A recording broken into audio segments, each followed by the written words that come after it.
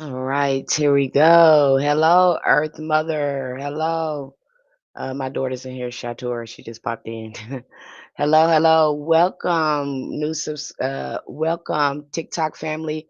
Welcome YouTube family. I said I would come here and talk about Obeah, and I have. Many of you have reached out to me, and I have done some birth charts here. I want to talk about that for a minute. Um, just for a minute, we'll talk about that. I'm gonna wait till other people get in here. Welcome, welcome, welcome, TikTok family. Welcome, welcome, welcome, YouTube family. We're gonna talk about voodoo and Obeah again. It's gonna be a juicy topic because this time I get to refer you to books. So the book that we are going to be covering today is Voodoo's and Obeah's Phases of West India Witchcraft by Joseph J. Williams. So we'll be covering that book. Hello, Cherry. Hello, Melanie. Hello, hello, hello. Welcome, Jet to Holiday. Welcome, welcome, welcome, everyone in the TikTok live stream. Welcome, welcome, welcome, everyone in the YouTube live stream. Before we jump into our review, because this is probably going to be lengthy, you guys, because we got a lot to cover. I think, and because there was so uh much junk these people were saying in this book, um I have to be thorough in how we go through it. Okay, even to how I'm going to refer it to you and what I got out of it is going to be more important. That's what you need to be looking at in this book. But before I go into the book, let me talk about the astro readings. Again, when I do astro readings, I have my own formula and my own technique when I do astro readings. Okay. It is my own technique. I sit down with it, and again, this is something that I do that I don't see a lot of. I take a more of a Vedic approach to Western astrology when it comes to that, and it is based on you getting alignment with your chart. So when I'm doing a chart, it's based on you getting an alignment in it. Okay, if you're experiencing difficulties and you're not it's not matching up with the chart, it's because you're not in alignment with it. Okay, that's why you're getting the astro reading, so you can get in alignment with it. I also, will include the things that you are presently under now, uh that may be impacting you. So again, it's based on you getting in alignment with it. That's why you're getting it, because you're not in alignment with it. And once you start getting in alignment with it, um, again, you will start seeing this big shifts. You don't understand it. So when I take an approach to it, it is for you to get in alignment with it. It is for you to start doing the work, soul work, to get in alignment with your chart. Hi, Gerald. Hi, Goddess 314. Welcome, welcome, welcome, YouTube family. Welcome, welcome, welcome, TikTok family. Okay. So if you're not in alignment with it, that's why you're getting it. So you'll know what to do to get in alignment with your chart. Okay, things won't shift in your favor until you start applying some of the rituals or doing being consistent at your spiritual growth and development. It's not going to shift. If you're not shifting, how is things going to shift? We want something outside us to do something for us when it's our life that was given to us.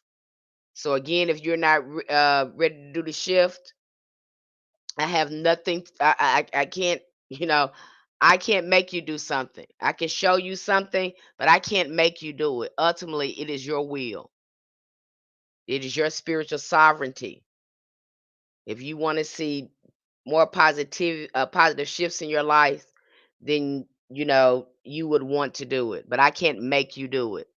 You will continue to experience the challenges or whatever you may be experiencing during that time until you are willing to go within and start making these shifts within yourself so you can see a better reality. If you don't do the shift, there's absolutely nothing I can do about it. I can present you with information.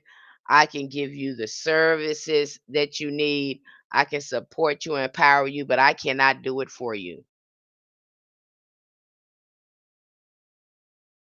Just DM me if you're interested in the astro reading. Okay.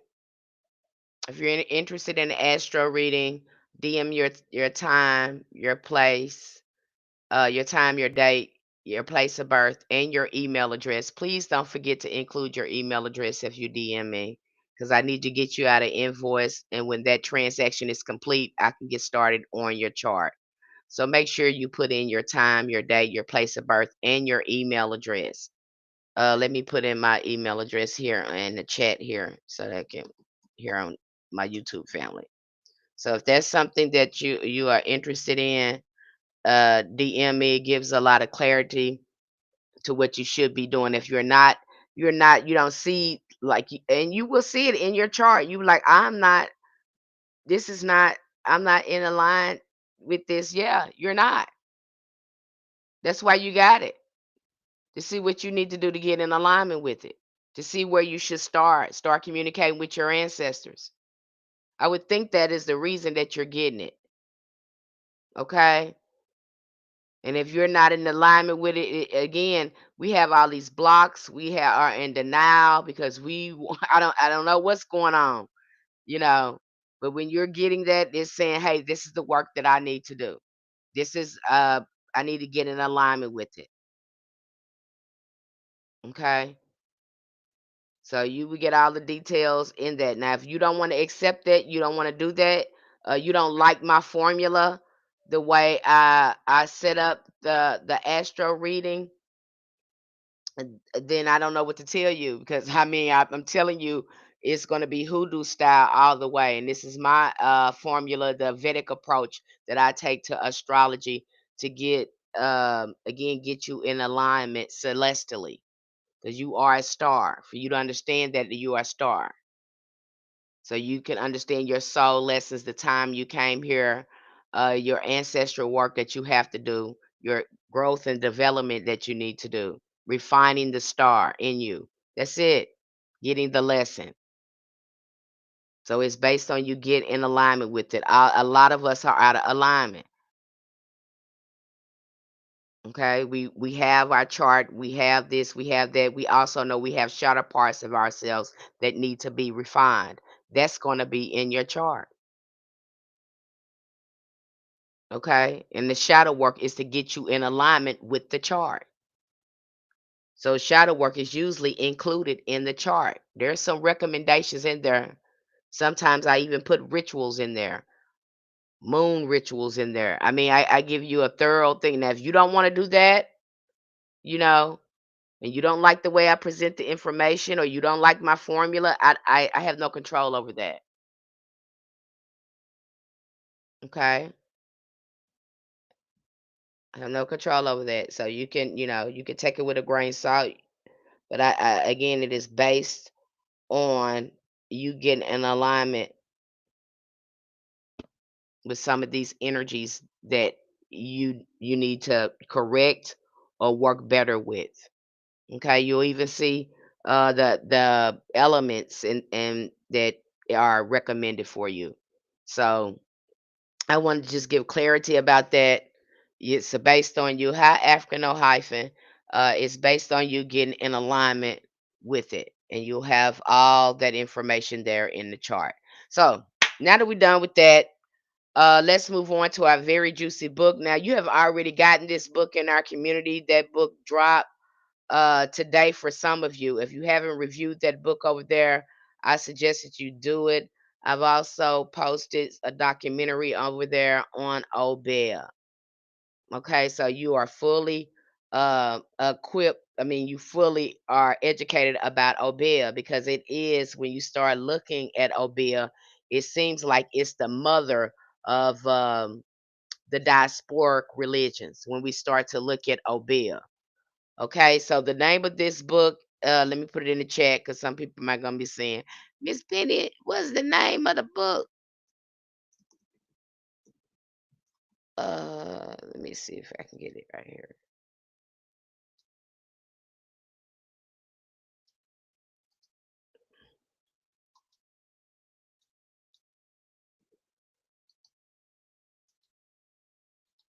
Okay, the name of the book is called Voodoo Obeah's Phases of Indian Witchcraft by Joseph J. Williams.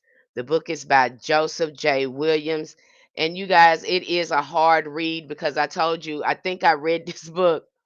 It seemed like some years ago when I was looking at Obeah and I started reading the book, and it just ticked me off because the ethnologists that's in there, the anthropologists that were in there, they were all colonizers, and they were very brutal with their words when they were describing this Obeah and the spiritual practices of our ancestors.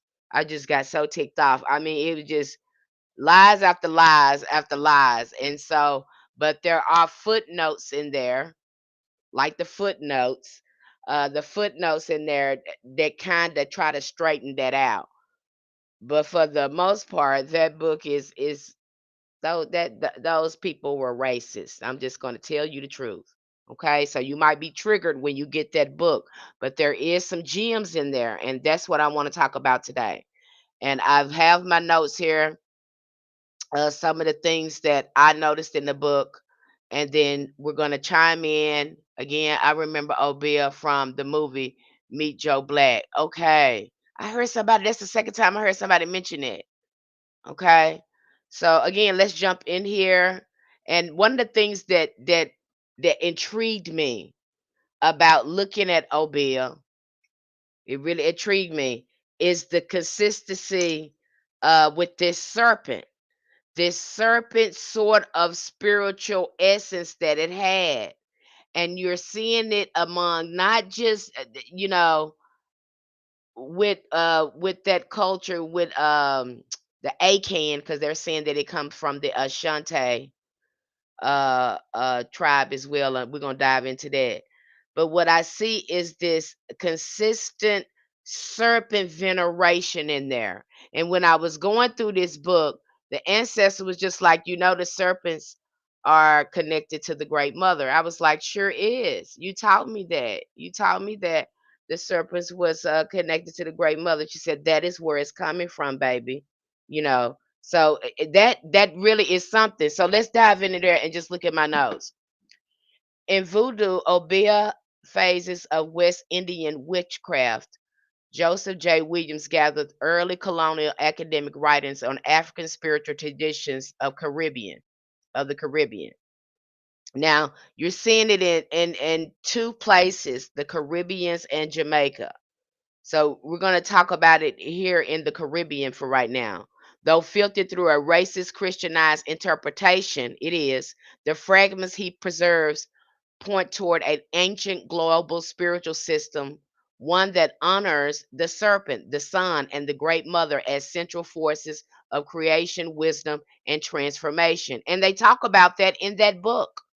They talk about that out and say so. It's little gems in there when you start to catch it because again, you have these colonizers coming in here trying to understand the esoteric and spiritual science of our ancestors.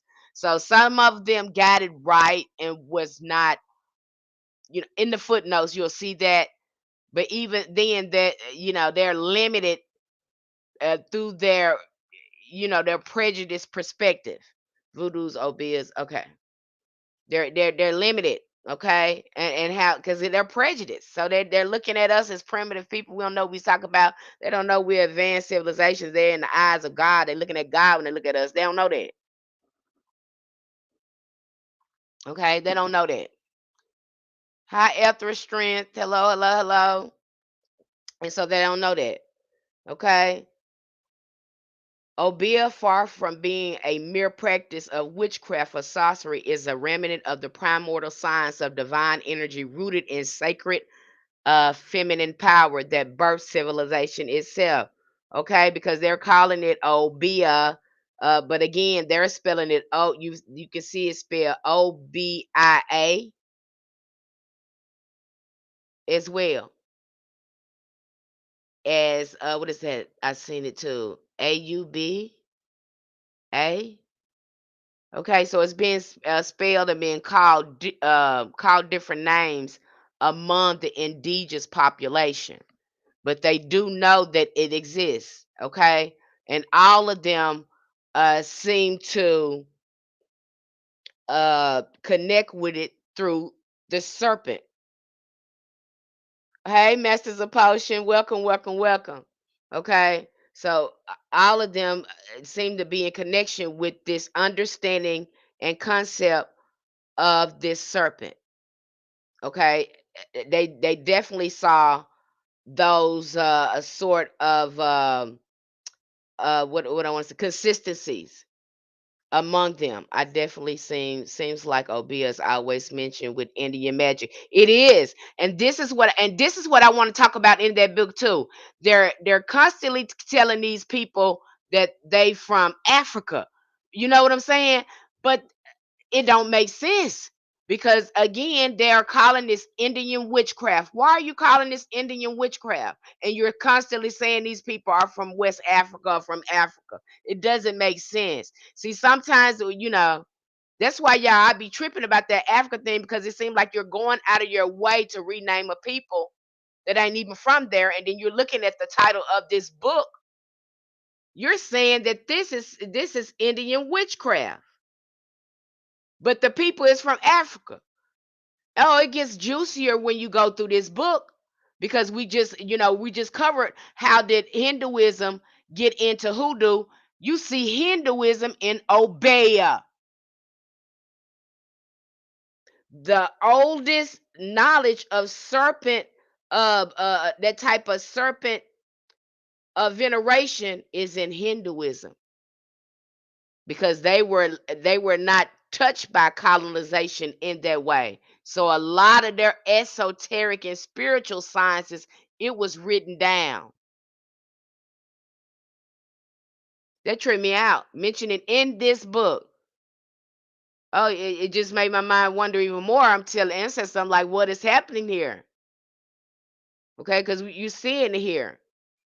It says Williams' contemporaries, missionaries, ethnologists, and colonial officials often viewed Obeah through fear and prejudice, and they did, because that book just really, those rascals, they just really tick you off when you look at those people. I'm telling you, them folks. I mean, just some funky dogs. You hear me? Just rascals. I was looking at that. I said, these people, they just it can a trigger. I'm giving you a warning now. Before you read the book, you're gonna get triggered. So slow down. You might have to pick it up and digest a little bit at a time, honey. Because the folks, these rascals in here is talking. They ain't being their words ain't good in there. Some of them. Okay. To them, Obeah man or woman was dangerous witch, a manipulator of dark forces. Yet within African cosmology, the Obeah practitioner was a keeper of knowledge, a spiritual scientist who understood the invisible currents of life and how to harmonize them for healing, protection, and justice. Okay. It didn't turn evil, until it started doing something to them. That's usually how that works. It's evil when it makes you get somewhere and sit down. And then the religion y'all give us that don't do nothing, that's good. A religion that don't do nothing is good. Make it make sense, y'all. And then when it do work, it's evil. But then your God in the Bible was putting people on their back when they was doing evil stuff. So you didn't know who you was messing with. Then your God in your Bible put people on their back when they was doing evil stuff. Make it make sense. Make it make sense. And then when our ancestors pick it up, because you didn't know they knew the God in them and they put some umph on it and made it move, now it's evil. Now it's evil. Now I do something with you. It's evil. We actually showing you that God in the Bible is real, but you still playing with it. You still playing. You still playing with it. You understand me? That this the most backwardest things I ever heard. Just like I say, with that church, y'all talking about what Jesus do, but you ain't doing what that man. That man was a countryman. You ain't doing nothing that man was doing. Don't make no sense to me, y'all. Okay, don't make no sense. You can sit there and think about that for a minute. Some people don't. They want you to have something that don't work. They want to have the power, and when you got it, you evil. And when you know how to use it, you evil. But they using it on you on a mass scale. We're gonna get into that too. Okay. We're gonna get into that too. It's gonna be a live stream on that too. Okay. The term Obeah or OBIA itself, as Williams notes, may derive from an ancient Egyptian word Ab or AUB. I just said that. Remember, I'm telling you guys, I've been studying this book, been really looking at this and trying to gain as much information. The ancestors have laid some heavy stuff on me. And I don't even know if I want to share it in this live stream because I ain't heard nobody else say it, but the ancestors be telling me stuff and it be right. So, I might mention it here. I don't know, you know, but the way this is looking going deeper and going into Obeah, you know, hey, this connection further expands by early scholars such as C. Stanley Wake or Dr. C. E. Oldman, whose writings, though speculative, recognized that serpent veneration was a global ancient phenomenon. It was ancestral. Again, it was divine feminine. We understood this. Okay, we already understood this. Tied to sun worship, ancestor reverence, and the earliest form of divine cosmology. Again, we follow the moon cycle. You got these rascals coming in here, don't understand nothing about our science, nothing about ancestral veneration, and calling it some evil, some of the stuff they said we was doing, calling us cannibals and all this sort of stuff. Yeah, they go as far as that. I mean, they do a lot of projecting in there. That's what you're doing to your sons and daughters. We ain't, we're not doing that over there. What is you doing? Yeah, it just gets ugly over there in that book. Like I said, I had to put it down because that one uh and these people are supposed to be smart. They're supposed to be scientists, anthropologists. They're supposed to be smart. Supposed to be, but it don't. It definitely seems like Obeah is always mentioned in Indian magic. Yeah, okay.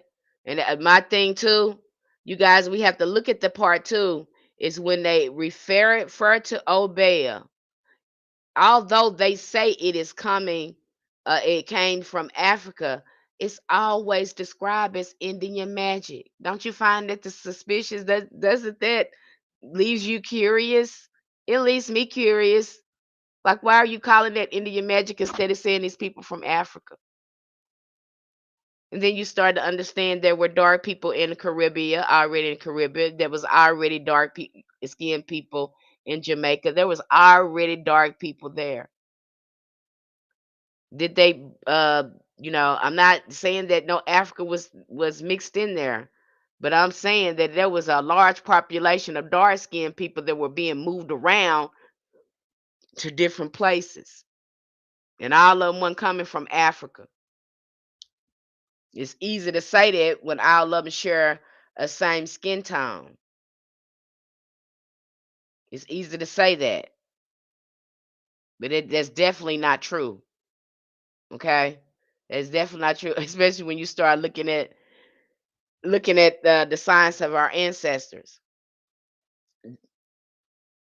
In The Sun and Serpent of 1905, Dr.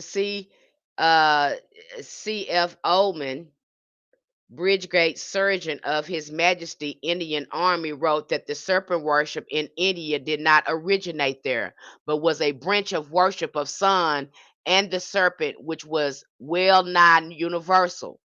He concluded that the deification of ancestors, kings, and celestial bodies were all corruptions of earlier worship of a supreme deity who was believed to reside in the sun. Okay. So this seems to be, now it makes sense why Hinduism is in hoodoo, because it's some way ancestral. See how when you start following the ancestors, you just be baffled by some things. Okay, we don't believe the colonizer lies anymore. We sure don't. You just be baffled because I'm sitting here like, what? Okay, this is in our DNA. Um, I'm just always fascinated when I run into this type of knowledge and connecting more with our ancestors and following their spiritual practices and diving into it. Because I be not want to know why. Why is that there? But you know, this book just really put it in perspective for me. Um, and when I was going through this, you know, and again in our community, you have that book over there. You can go. Again, access the book at any time. You have it over there. Okay. Let's see. The serpent, as Oldman and earlier writers like Wake observed, symbolized the eternal life force, the spirit that renews itself through cycles of death and rebirth. Okay. It says the serpent was revered as a re-embodiment of ancestors connecting the living with the dead. So that's how they understood a continuation of life as well. Great representation. I told you about this, and I kind of think too that they had a special relationship with specific snakes because of what a story I heard by a young lady and her grandfather being able to work with this big old snake that no one knew was there, but only he knew how to get the snake out of the water. It was a trip. So I think too that there's something going on there. That's definitely came to my mind when I was thinking about these snakes. And then you have the our ancestors work with these energies. You see that with Mama Wata, Dambala. Okay, let's go on. The earthly mirrors of sun's divine energy, the solar serpent father who brings light and warmth and life.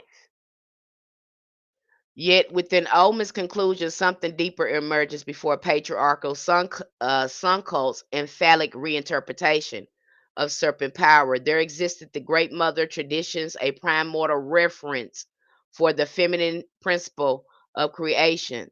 The serpent was originally her symbol, the spiral of life that coils within every womb, seed, and universe. Across ancient Africa, India, and Asia, serpent worship was inseparable from the great mother goddess. And you can still see echoes of that again with the Nagas. When you're looking at the Nagas as well in Hinduism, you are looking at those mother goddesses. In fact, when you're looking at Kali, Lakshmi, again, you have a lot of goddesses up in Hinduism. You'll see that as well when you look at some of the moon spirits. You'll see a lot of those goddesses in there. We already talked about where the twin flame come from and where all this energy is coming from as well. But they're saying this, okay? And again, why is it all connected like this? What is the common thread? The great mother. This seemed to be left out of all they stuff. Like they walk past like that ain't nothing. I'm telling you. And that it'd be such a big deal to me. I'm like, you just leaving all that out. In Egypt, the goddess Wadjet, the green serpent of the Nile. To see, and when you talk about Wadjet too, let's go into ancient Egypt because a lot of people don't go into that. They talking about when it got colonized by the patriarchs, they take off with the Thoth and all that. But when we go back and we stay with Seshet and Watchet, because when the patriarchs took over, they built over a lot of those divine feminine temples. A lot of people don't talk about that either. They built on top of them. And remember, Egypt was colonized. Kemet, you wouldn't even call it, honey. It was colonized several times, and when it was colonized for the first time, It was colonized by the patriarchs, the Egyptian patriarchs.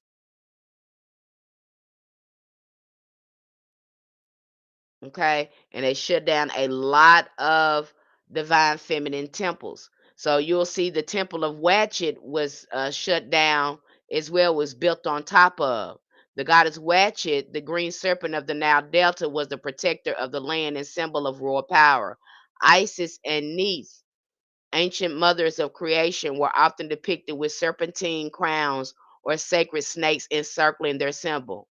In West Africa, serpent did to Ada Wedo, the serpent embodied fertility, balance, and divine union with her consort, Dambala. Together, they represented the dual nature of life and spirit, masculine and feminine energies coiling around one another like the DNA of the cosmos. Okay, so you're seeing that again among all the indigenous cultures there. They understood that. And I wrote a book on how these women, with dark women, went around the world and went into India. That's why you'll have the first inhabitants being dark skinned like me. Damn, Naka, aka Naka Cave, is a huge stone snake in Thailand in Phu Langa National Park. Look at that, Secret of No. Look at that. Dropping gems in there. Okay, that's why we have that serpent worship. That's why we have the dragon. You're looking at that dragon, but dragon is also a serpent. You'll see that in Quetzalcoatl. Look at Quetzalcoatl, the feather serpent. All of these are serpents. They got these men in front of you, but no, no, no, no, no, no, no, no, no, no, no, no. That goes back to the divine feminine. And I'm going to go so far as this. We have seen a lot of washing of color of us, but there's also been gender washing of us as well. I said it. You heard me say it. Some things you think you're looking at a man and you actually looking at a woman. Been gender washed. There's a lot of gender washing going on in the Bible as well. Hey Raquel. Okay. It's been gender washing just like they did some washing with you, your color. They did some gender washing with women. You don't know. Did you know? Look at, I'm going to give you an example. I'm going to get on my soapbox here for a minute. Do you think Socrates, Plato's, and all those men was wise on their own?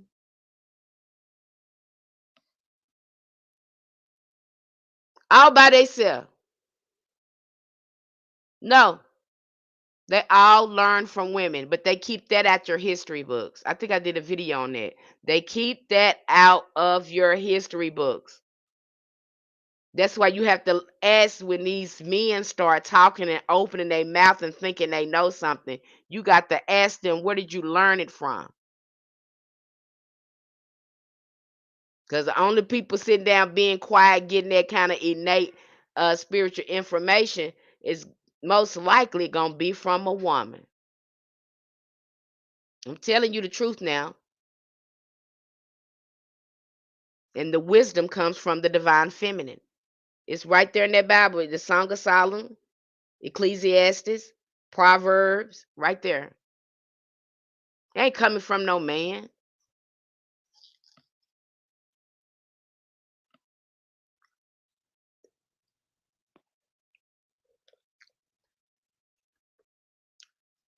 So sit with that just for a minute. So I have to ask that question. Where did he learn it from? In India, the serpent energy, known as Kundalini, the core power sleeping at the base of the spine, represents the Latin creative energy of Divine Mother, Shakti. So when our ancestors, now it made sense why they were going into Hinduism.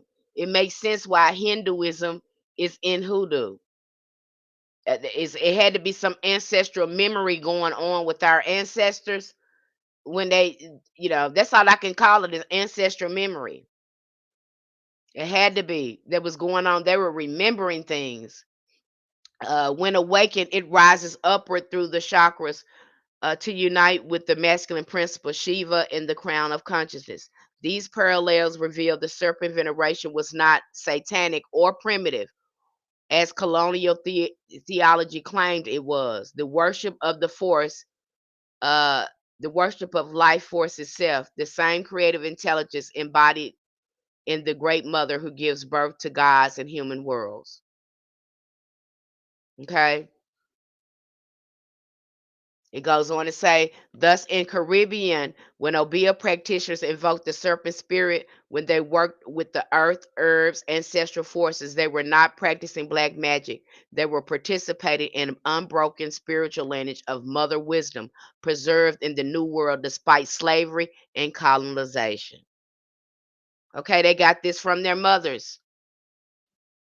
That's where it comes from. And, I don't care what direction you go in with this. You can't. You can try to fight me on this, but you can try to, but you ain't gonna get nowhere. Especially when these folks are saying this stuff, you ain't gonna get it. Don't fight me on this because you're gonna have to go that route, and that's where the knowledge and wisdom gonna come from. I'm sitting up here living proof. That's where a lot of it's gonna come from. Okay, when you get somewhere and sit down and be quiet and start listening, you understand this. Okay. But you can try to fight me on this. This ain't no. You can't get past that great mother. Patriarchs have come up with made religions and made spirituality complicated to try to hide this. But the fact still remains. You still gonna bow down to the great mother. It's just you ain't got ain't no way around that. You can make her a Holy Spirit. You can make her Mary. You can make you gonna bow down though. Okay, you just that's where it's all coming from. Okay, it ain't no way around it. You can be in Freemasonry. You can have your private organizations, but even that, you ain't getting past it. You gonna self destruct trying to avoid it. That's what's gonna happen. That's what a lot been going on now. Miss Penny did the wisdom say that she black dark as midnight. Yeah.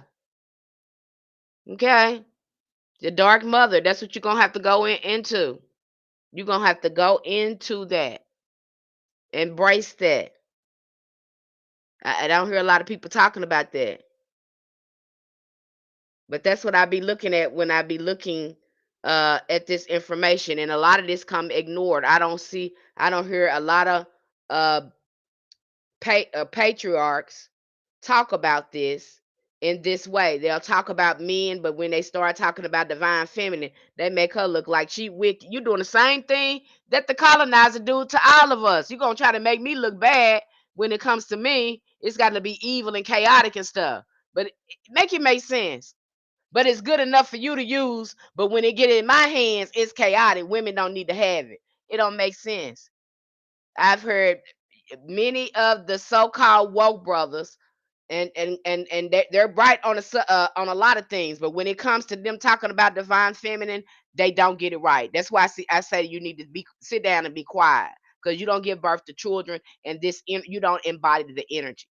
You have access to it, but how can you understand it when you're not the originator of it? The originates with us. We have more of the DNA, wisdom and knowledge. So if anybody need to be talking about that part, divine feminine spirituality, it would need to be us. You don't need to be talking about women's experience, because we're innately intuitive. We are innately, again, connected with nature and everything around us. We are the earth and God in the flesh. So I don't think it's very wise for men to be explaining, especially in negative connotations, when without her genetics, you wouldn't even be. And you can't, and what she has in her genetics, you couldn't begin to comprehend, because again, you are not a woman. You only have a small, you only have a small access to our genetics. Okay, is the great mother so called Barbello. I never heard that word before. Barbello, that's a new term for me. Never heard of that, Raquel. I don't know where is that coming from. Okay, so they don't want you to know that, but I'm just gonna out and tell you that they have it in their occult books. It trips you out because they take themselves to all those changes just to access this sort of wisdom because they don't have it.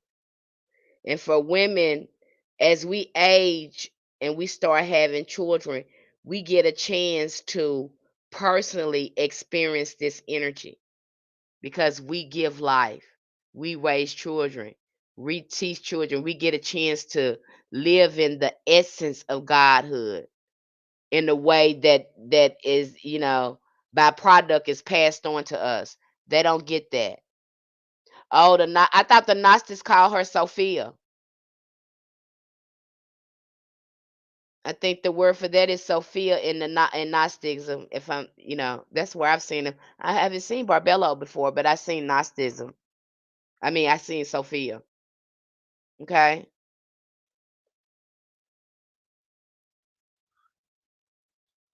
I didn't see Barbello. I know I seen Sophia. I have to take a look at that and see if that's in there. But I've definitely seen Sophia. Okay, Obeah was practiced in Jamaica, so you seeing it come to Jamaica. Um, and what's a trip about that is that they say that it is coming from the Ashanti and Akan people. Now, if anyone, have you anyone in here ever read the book? I read a lot. You guys know I'm kind of nerdy at this. Uh, has anyone ever read the book The Africans Who Wrote the Bible? Anyone ever wrote that book? Sophia's under Barbelo. Oh, that's interesting. I'm gonna have to look at that. I'm gonna have to look at that. Now you got my mind moving, moving, moving, moving. Now I'm gonna have to look at that again. Okay, I must have. I don't know what happened there. How I skipped that, but I'm gonna look into that. Raquel, thank you for sharing that in the chat. Okay, so when I look at Ashanti, the Ashanti, because I when I was reading the book, the Africans Who Wrote the Bible, very good book. I love the way that Arthur traces back the linguistics um, of the Bible of the Jewish people, because what he's doing is tracing these Hebrews back all the way back to Africa, which makes sense. It lines up because these were the first patriarchs. That was them that was leaving Egypt. Those patriarchs there. So again, I like that he was tracing his forefathers, the Abrahamic religion. So again, when you start looking at the Ashanti people, and they're saying that the Ashanti people are responsible for developing Obeah in Jamaica, and we know the Ashanti people come from Akan, and so we know I'm gonna go further because I'm gonna go to the root. I'm going to the root. We know the Akan people are supposed to be the people that wrote the Bible. So wouldn't these people know all that knowledge, all that metaphysical ancestral knowledge? If their genetics go all the way back there, because them people in there was doing conjure work, there was priest and all that stuff in there.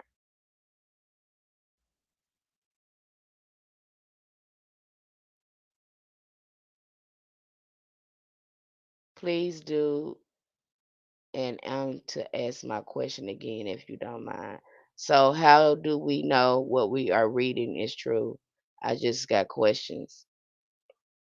Me a long time ago. Okay, right. Please do, and to ask my questions again if you don't mind. Are you talking to me, Raquel? Because your question is being all chopped up. I'm not getting the full question. I will answer it if if it's a full question. Ask me the question again. Because I'm not getting a full question. I'm just getting bits kind of chopped up. So how do we know when we are reading is true? I just got questions. In this book, there's a lot of good footnotes in this book, and there's a lot of consistency when it comes to them looking at the spiritual practices of our ancestors. Okay, so okay, so you know, you got to go in there looking at what your ancestors was doing. That's the frame of mind I have to go in there when I'm looking at, if I know it's going to be an author. I try not to read those books because but again, to understand Obeah more, and looking at what the anthropologists and ethnologists had recorded, I wanted to see what type of useful information they gathered. It wasn't much, but it told me a lot. It gave me pieces what I needed. It gave me some answers. I can say it like that. Okay. Because a lot of their books, you got to just be objective when you're reading. When you're reading some of their books, you have to be objective. Okay. You have to question everything they're saying. And again, I go in there. I'm going in there with my ancestors in the first place. So when I read something in the first place, I be like, that don't make sense, and ancestors be like, they lying, baby, So I go in there with my objective mind and with my ancestors. I know when they lying, I'm just like, this lie, they lying. Again, because I don't believe everything they say. But I'm going in there and seeing what they see and seeing what my ancestors was doing, what they say my ancestors was doing. That's going to give me an indication if I'm going in the right direction or is helping me learn more about them. What about the ancestors feel about the book when we looking? And again, the way it works for me, I don't know what your ancestors gonna be working with you like, but my ancestors be like, oh, there we go, right there. They got that right, but the man is lying right here. But this is right. Okay, you'll know it when you see it. If you got good discernment, you know when them folks is flat out lying on your folks. You know when they flat out lying. Okay, and when they telling the truth. Trust your ancestral memory and your DNA. But I have broken down a lot of this, the misconception in our community, so you don't get caught up in there. And that is why we're having this discussion right here. So you'll see the lies from the truth and the consistency in some of the things they documented in the book. But uh, and somebody just emailed me. That's the things that we need to be looking at, because you will see a lot of books like that. Even the book African Slave Medicine, the things that they thought about us in those books, that is triggering. Okay, it's not pretty. Our history is not pretty. These people weren't pretty people. Okay, so you're going to see that. You use your discernment. So that's why I'm here, breaking it down for you so you'll know what you're seeing, preparing you when you go in the book. But there's a lot of good footnotes in there, some good footnotes in there that kind of peels back away of the prejudice, but it's still in there. Okay. But this book, this is the book where I seen the most of it at is in this book. That's why I put it down. Didn't want to read no more because it had ticked me off. And then Ancestor said, pick it up again. There's still stuff in there you need to learn about us. And I picked it up again, found it in my electronic library, picked it up again and said, oh my God, it is good stuff in here. Okay. That's how I find out they out and tell you that this serpent worship goes back to the Great Mother. They out and tell you that in that book. For a matter of fact, they have traced it. Hinduism is the oldest ancient documented uh in that way, serpent worship in that way. Okay. But as you begin to research, as you begin to read and learn more, you will come, this discovery will come to you as well. You don't have to believe what I say. That is why I have the books there so you can read it and see and discern and make your own informed decision. Obeah, as practiced in Jamaica and throughout the Caribbean, carries the ancestral essence of this ancient serpent science. It is the art of aligning one's energy with the natural and spiritual world to heal, protect, and transform. The Obeah women embodies the archetype of the mother priestess who channels divine power through word, song, ritual. She calls upon the spirits of the dead, not in fear, but in reverence, recognizing them as living ancestors within the great cosmic womb. The serpent in Obeah may appear in dreams, trances, rituals, or signs of initiation, a mark that the individual is awakening to ancestral power. It is the same serpent and guarded the temples of Egypt, the coils at the feet of Kali in India, and the whispers to prophets and healers in the forests of Africa. So you're going to see again this Obeah again. I don't. They're not even calling it that. Again, that's a negative name of it because most of the people that practice it don't call it that. They think it's negative. Just like a lot of our ancestors, when you say they practice in hoodoo, they get mad at you. The same thing with some of these Obeah people, because again, you got somebody on the outside naming it that, making it look bad. And so with these people, I don't even think they call themselves that. But what I can say is this, and what I see a recurring theme go on with some of these people that are really gifted like this. Most of the people that have this sort of spiritual gift or essence in them, a lot of them have some type of physical uh, abnormality going on with them. Um their appearance, they wouldn't be becoming to you. Okay, and this is compensated because of the spiritual power that they have. So some of these people, they may look different from you. They might have some type of like I said, abnormality where it's a club foot, a missing hand, one eye, some type of disfigure going on. What they have noticed, a lot of these people held a lot of spiritual power. Were Obeah and Obeah men and women. Okay, that was one of their signature marks, that they look very, very different.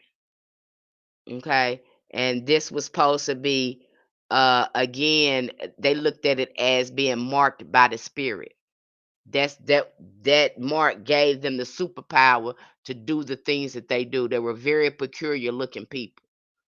Most of them very peculiar, or they act very different from everyone else. That's one thing that they looked at as well. Okay. The ancient knowledge of life's coil and energy was systematically demonized during slavery because it was a source of liberation. The Great Mother's wisdom empowered enslaved Africans to resist mental bondage, to heal their people, and to remember who they were. Obeah thus became not only a spiritual practice but an act of rebellion, a sacred preservation of Mother's current in a world that sought to erase her. Okay. So another thing that I saw that go on there that really put Obeah in odds within itself, because it seemed like there was a civil dispute going on, and this is not talked about. So when they're I think this in Jamaica. Yeah, this is in Jamaica. Where there is some stuff going on with the Arawak, the indigenous population that was already there, and so-called, because I have to be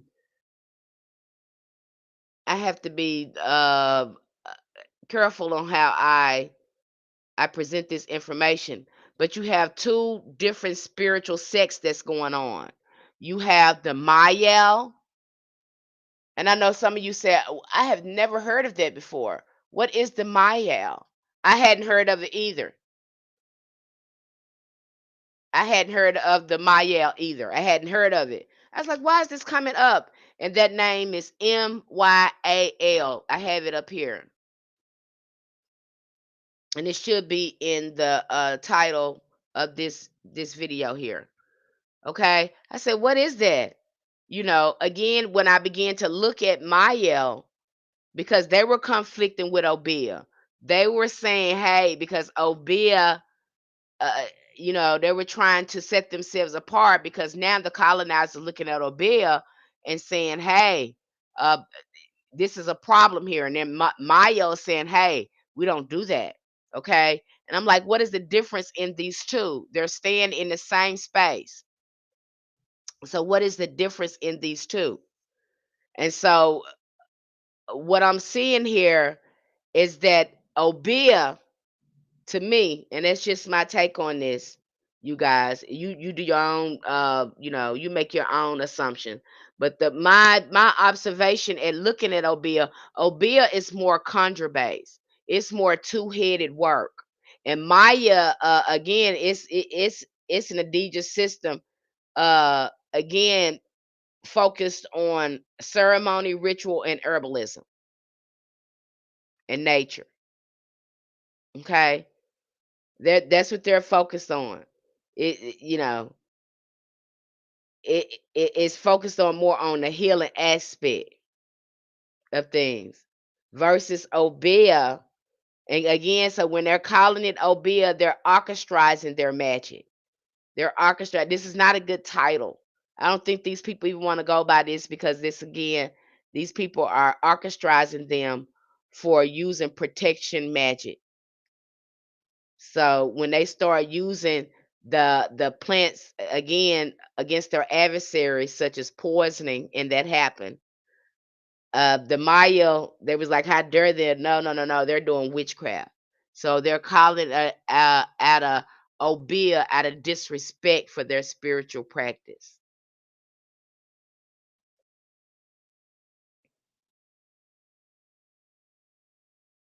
See, it has a different meaning now than it did then. That's just like the word black. Our ancestors, when they were very aware of their indigenous roots, you couldn't call them black. I can call an indigenous person right now black, and they're gonna correct me. They say I'm not that. I'm this, that. But now it's accepted. But back then, even if you meet some indigenous people, they probably won't like that term. They're gonna go by their tribal name, their ethnicity. That's just like here in Thailand. You already see what color I am. I'm American. That's what I am. I'm American. But we have accepted these we've normalized a lot of this stuff, but that is not what these people, and I don't think they call themselves that today. Uh they're probably not even going by that word. Okay. So understanding how the word was applied, and it was meant to orchestrize these people who were spiritual revolutionaries and warriors. Okay. So the Mayo, again, they were more set on rituals. They were more set on ceremonies that had a connection with nature. They also believed in possession. Again, venerating with their ancestors. However, when other people, because you had, they call them going Obeah. You have the Mayo, some of the Mayo people going Obeah, going into witchcraft. And so again, they're calling it that to orchestrize the person who is using magic, defensive magic. Okay. So when Africans were about, this is what they say here, this is how all this got started. And then you start seeing the Ashanti people come in. And they're saying that the Ashanti people that came in, the Akan people that came in, is the one that fused Obeah, so to speak, because they had more of that ancient knowledge. I would think so. So that's when it got scary for them. Okay.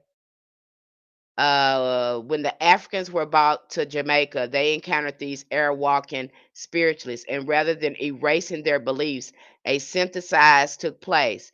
Myal absorbed aspects of West and Central African cosmology, particularly Congo, Akan spiritual structures. These people were from Akan, so they would have had this ancient knowledge of all sorts of plants, elemental spirits. They would have had all that knowledge because again, this is the same people that Moses was is, he was a conjure man. He was calling these poisons and parting the Red Sea and all this stuff. So they would have had this esoteric knowledge coming from ancient Egypt. Is it making sense to you? See how I can trace that all the way back to your first ancestors? They would have had that knowledge. They would have added on to whatever, amplified whatever the Maya had going on, the indigenous population, if they're truly from Africa. It needs the biggest grapes you ever seen. It's the biggest grape I ever seen in my life.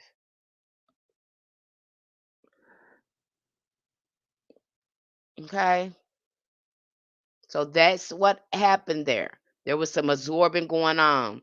This fusion birthed Afro Jamaican spirituality, blended the ancestral veneration, herbal medicine, and transposition of Africa with animistic reverence of nature and found in indigenous Tano religion.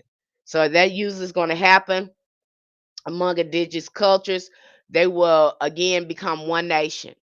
That's common. That is common among us. When we come together, you'll see this in America. We have many nations that run through our blood, especially when it comes to the indigenous, because we got again we inherited spiritual uh gifts and allies from our indigenous ancestors that run through our bloodline that is from the Americas, and then we have from our African bloodline, we inherited that as well. No, this Thailand grew this, honey. This is in these are big old grapes in Thailand. Almost look like a plum. It's so big.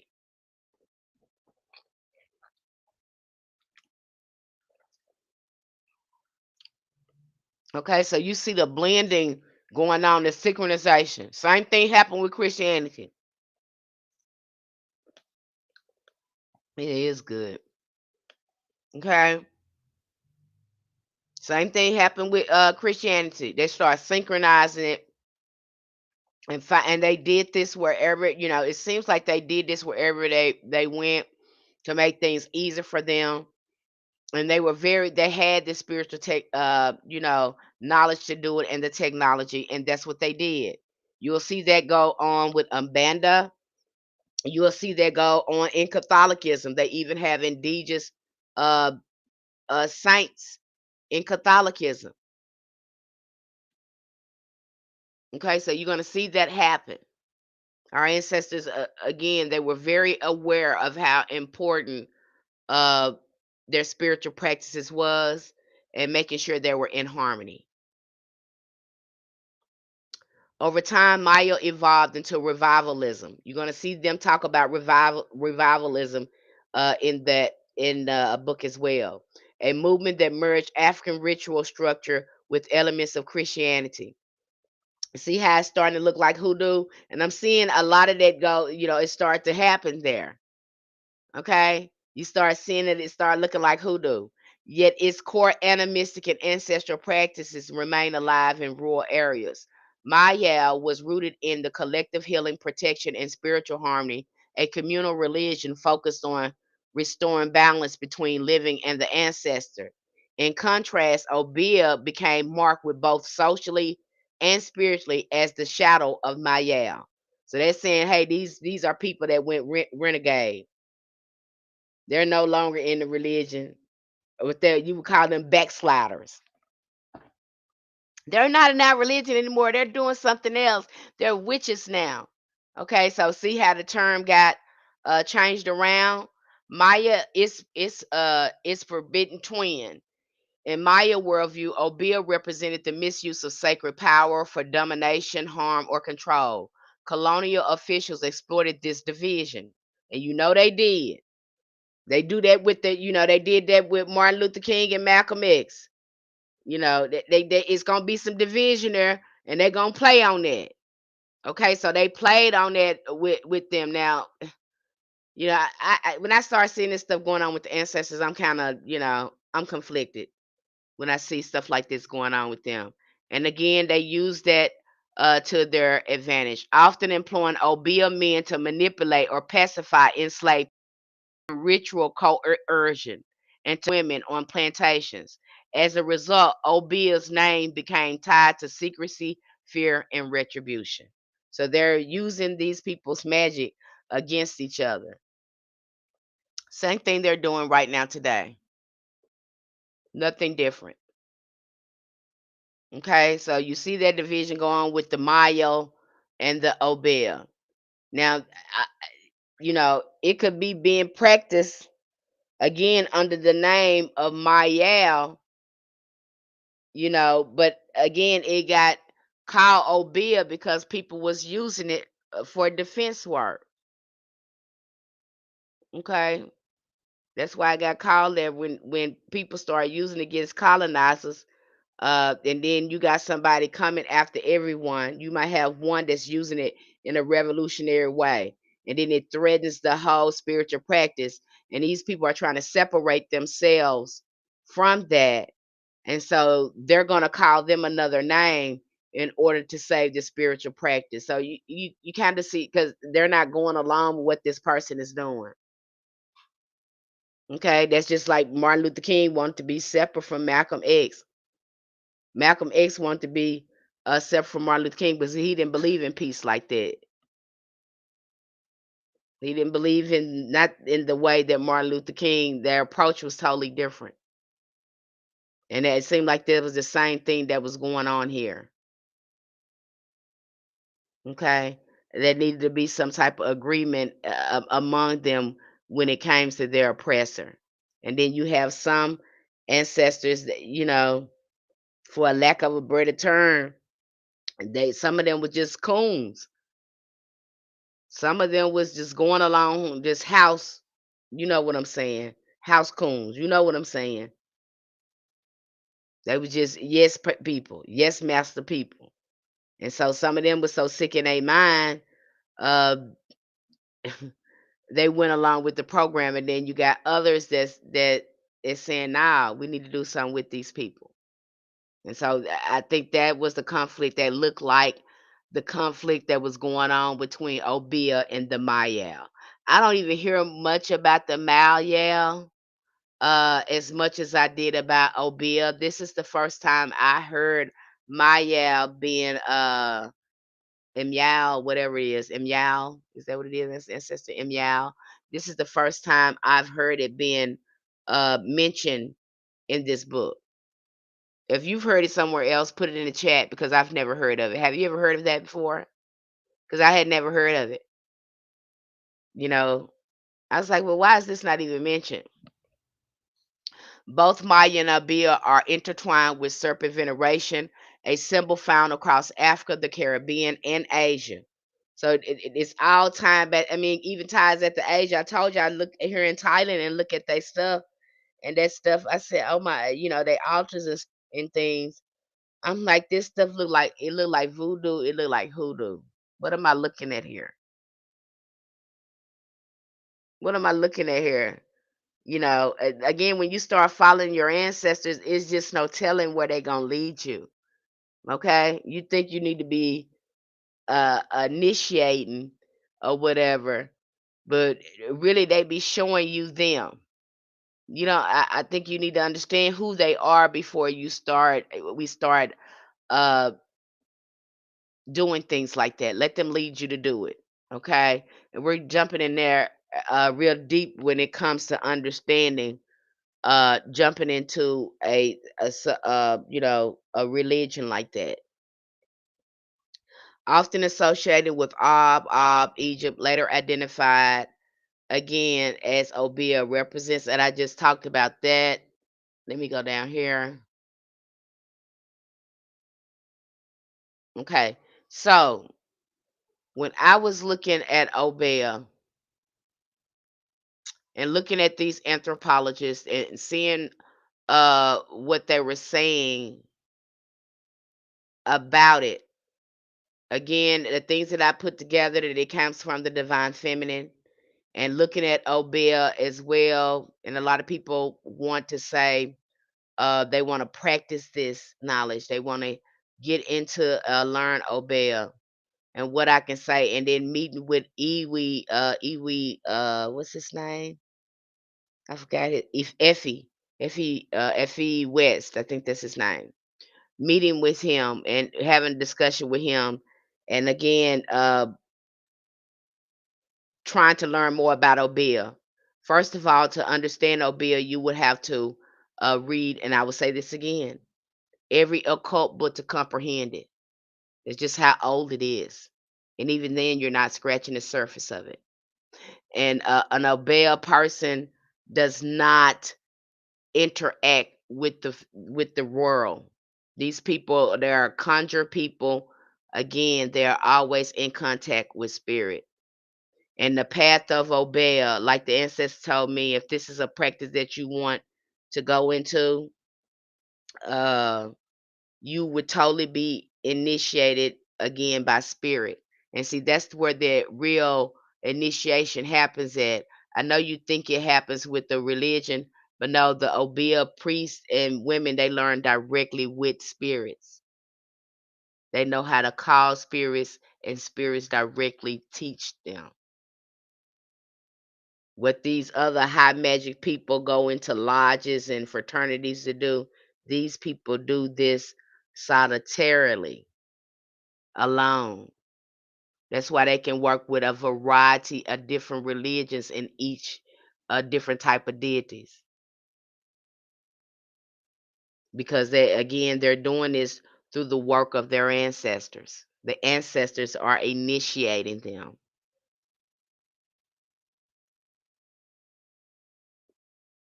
That's what they're doing. Is it is a old ancient form of shamanism, very primal, and the techniques that they're being taught, again, are ancient techniques. They are working with spirit.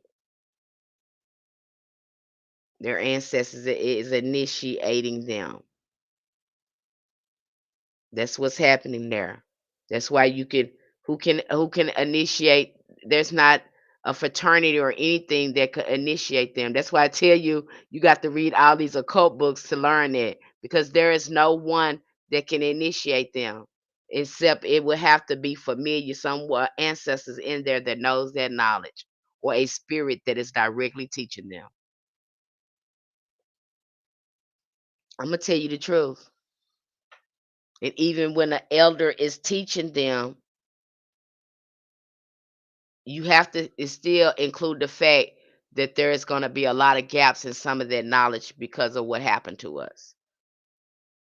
But when you look at Obeah and you look at all the ATRs, all the ATRs fall up under the umbrella of Obeah. I'm going to call it Obeah. Okay, it falls under the umbrella. All of them are elements of that, because they encompass all of that. Obeah, a woman or man, could talk to Oshun, could talk to Shango, could talk to a demon, could talk anything, because they have a relationship with spirits. They move among the spirit world. They live in a spirit world. They live in the bushes away from people. And you would pass them, you wouldn't even know you was looking at an Obeah woman or an Obeah man. You wouldn't give them another thought until someone said something to you and said, "Hey, they know this. They do this." But a lot of them, they are not coming to social media. They do not spend they just don't. They don't live in this reality. You're talking about somebody. that it lives in a spiritual realm. So if you wanted to, and it takes years to master. That's why you'll see a lot of people now, and I'm gonna say this in the stretch, and I don't like saying it because people might be taken back to what I'm saying. But when I look at Obeah, it reminds me a lot of hoodoo. I had to ask my ancestors, will hoodoo turn into Obeah? Ancestor said it can, depends on how far you want to take it. Okay, because again, you're being initiated with these spirits, and I know they're telling you in these religions, because we're going through that in our community. We're going to be talking about self-initiation, and I'm going to say it here. Once your ancestors start communicating with you, make contact with the spirit, the initiation begins. You think it's gonna take you weeks and all this stuff. You're seeing what these people do, weeks and all that other stuff, and they go, no, no, no, no, no. Initiation process again, it may take 2, 3 years because you're still learning. You're being initiated into the spirit realm. You still have to be consistent with your rituals. You're still learning things. The initiation process, and I know you don't think that, but that's the same thing what they're doing when they put you in a religion. They're trying to get you to work in harmony with these spirits. That is the same thing the ancestors are doing. So kind of like hermits, as far as for the seclusion aspect. Yep, secret of no, that's right. They're like hermits. They don't even want to be around people. They don't live in this. It's so hard for me to put it into words. They live in a different reality, sort of like you would think of an autistic person. Some of them look very peculiar. Some of them have birth defects. Um, they just passive. You would Some of them look homeless. You know, they're just you just wouldn't give them another look. You just wouldn't. And here you standing next to somebody uh who is shrouded in power. Okay?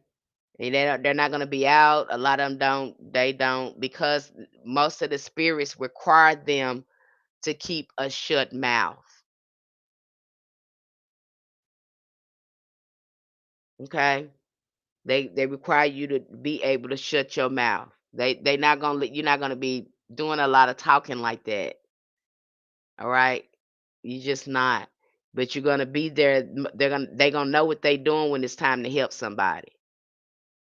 They have devoted and committed themselves to the spiritual world. They have decided again, and this is a shift that happens too. And you'll kind of see that too. The deeper you go into your practice, the initiate now understands the deeper knowledge. They are not interested in the profane and materialism. They are now open to and awaken to the true reality that they are the creator. That's where the magic is, the creator of their own world and universe. They don't even interface with the world the same anymore. Is that making sense to you? It's just be different when you become an initiate, when you come deeper in your path. You'll start to see that because now you understand you was uh again you were in bliss, and in ignorance you didn't understand this spiritual science. So you were out here, you were not aware of your energy, you wasn't aware of that power that you carry. Now that you are aware of all these powers and the creative potential that's in you, the God that's in you, now you know how to create your own universe and reality and live in it. And so you're very careful about what and how you expose your self to things, because you got a whole maintain a whole world and a universe and reality you have to maintain. That's where the magic is right there.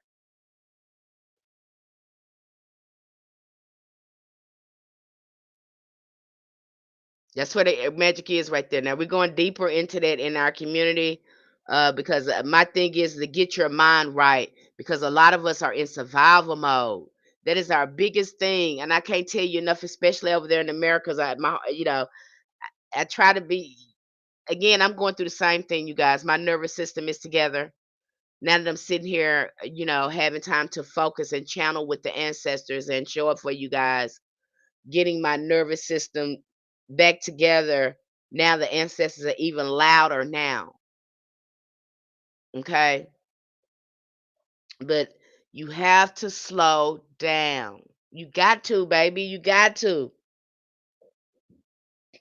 If you want to, again, have this relationship with the ancestors, even, you know, when people go and get initiated over there in Ifa, they still get a lot of books and stuff to read. Why? Because they got to feed these spirits. They got to be on these altars. They got to do this and do that, again, to maintain these spirits, to have this contact and interaction with these spirits.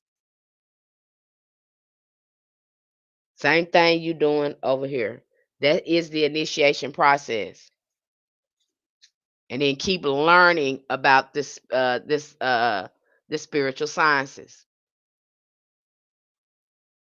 But your mind has got to be right. You have to slow down. You got to slow down. And that's what I'm trying to get people to do in our community. I've been sitting path working over there, meditations to help you start slowing down that nervous system.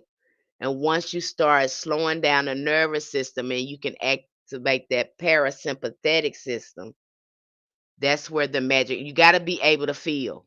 You got to be able to feel in this magic. And if the emotions, a nervous system is not regulated and you can't put the feeling on your magic, it's not going to move the way you want it to. It's another thing to think about it and wish about it, but it's another thing to be able to shift into feeling it.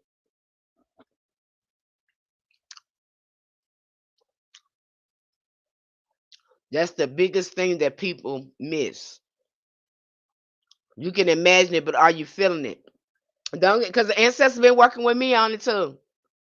Okay, and you won't know that you're not feeling it until you try to feel it. You might even need music to help you feel what you're doing. This is what's going to get, but you have to be able to feel your magic. You got to be able, again, because that is the science of it. Okay, you already see it. Okay, you set the intentions, and now can we move it? The emotions move it. Emotions, motion is moving it. Okay, it gives it momentum. And so, regulating the nervous system is very important. So, you're going to see me say that. And then you have to look at, too, a lot of us, too, we get our attention span is very short. We don't like to sit down and be quiet. You don't like that. You want to be moving around all the time and doing something, avoiding yourself. We want to be entertained all the time. Okay. Hey, Black Magic Mike. Yes, ancestors had me sitting down. I've been doing a lot of ritual, a lot of the stuff I can't even put into words. The workings that I've been doing now. And the things that's been coming through for me. But yeah, I have to sit down somewhere. Okay, when they tell me to sit down, I be wanting to do stuff, and they be like, "No, no, no, no, no, no, ma'am. You need to sit down. More is not."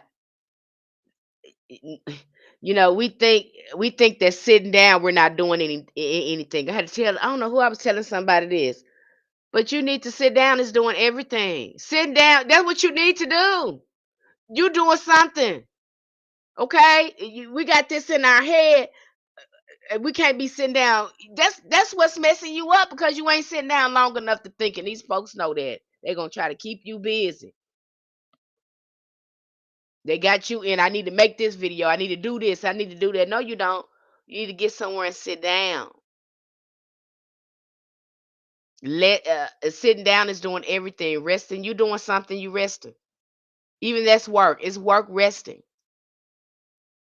You're gonna see that when you learn how to when you see that it's a hard time for you to get down and sit down somewhere and be quiet. Turn off social media, TV, sit there and see what's going on in your mind. Go in because the change gonna happen inward. If you want to see the magic work, the magic, you have to go in first. For that little candle spell and all that stuff they're showing you, for it to work, the magic starts on the inside. You got to be able to feel it and have the intentions and know the science of it. But if you can't sit down for a minute and try to cultivate your gifts and bring them out, because that's what happens.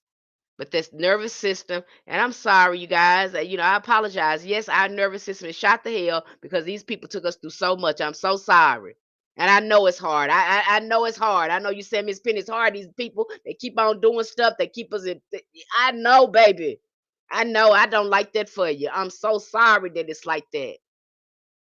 I'm so sorry. You're going to have to know that your ancestors, once you start slowing down that nervous system, that's when you're going to come in contact with your power. I know it seems scary. I know it do. I know it seems like you ain't got no time to sit down, but these folks is taking advantage of you because they know if you get somewhere and sit your ass down, you're going to tap into some magic. They know that. Okay? And I know it's hard. And then you got people, too, because they stressed out and anxiety is high, and everybody just, they can be mean to each other. And so we're trying to navigate these folks and navigate our own stuff. I know it's hard. This is why you need to be paying attention to you yourself. This is why self-care is so important. I had somebody, bless her heart, she booked a reading with me, honey. And the baby said she works 7 days a week. I said, now look at this is the problem, baby. This is the problem, baby. You working 7 days a week. Now you know you need to be sitting down somewhere, resting your nerves. You know that. Who got you working like that, baby? See how they got you working, just working you. So I tell that baby, get somewhere and sit down. Make sure, baby, that this is self-care, self-love. You deserve this guidance, making sure that you set that time away so you can get the guidance you deserve and need, baby. But 7 days a week, baby, y'all know that it ain't right. It ain't natural. And you know what? I'm gonna tell you every time you tell me you got this going on. I don't care. I'm gonna tell you to get down, get somewhere and sit down. You need to be finding time to be lazy as possible. I don't know why you want to keep moving like that. The ancestors been doing that kind of work for over 500 years, and you gonna take up the map? No. And you think it's lazy because you sit down and not doing nothing? That's trauma. That's survival mode. We don't even know we're in survival mode because we so used to going, going, going, going, going. And I have the hardest time with getting people to sit down somewhere and go within. They want to do everything else. They want to pick up magic. They want to do this spell, but don't nobody want to sit. The magic is on the inside. Ain't nothing going to work on the outside if you don't want to go on the inside. You got to bring that inner world into your outer world. And if you don't want to do that, I don't tell you.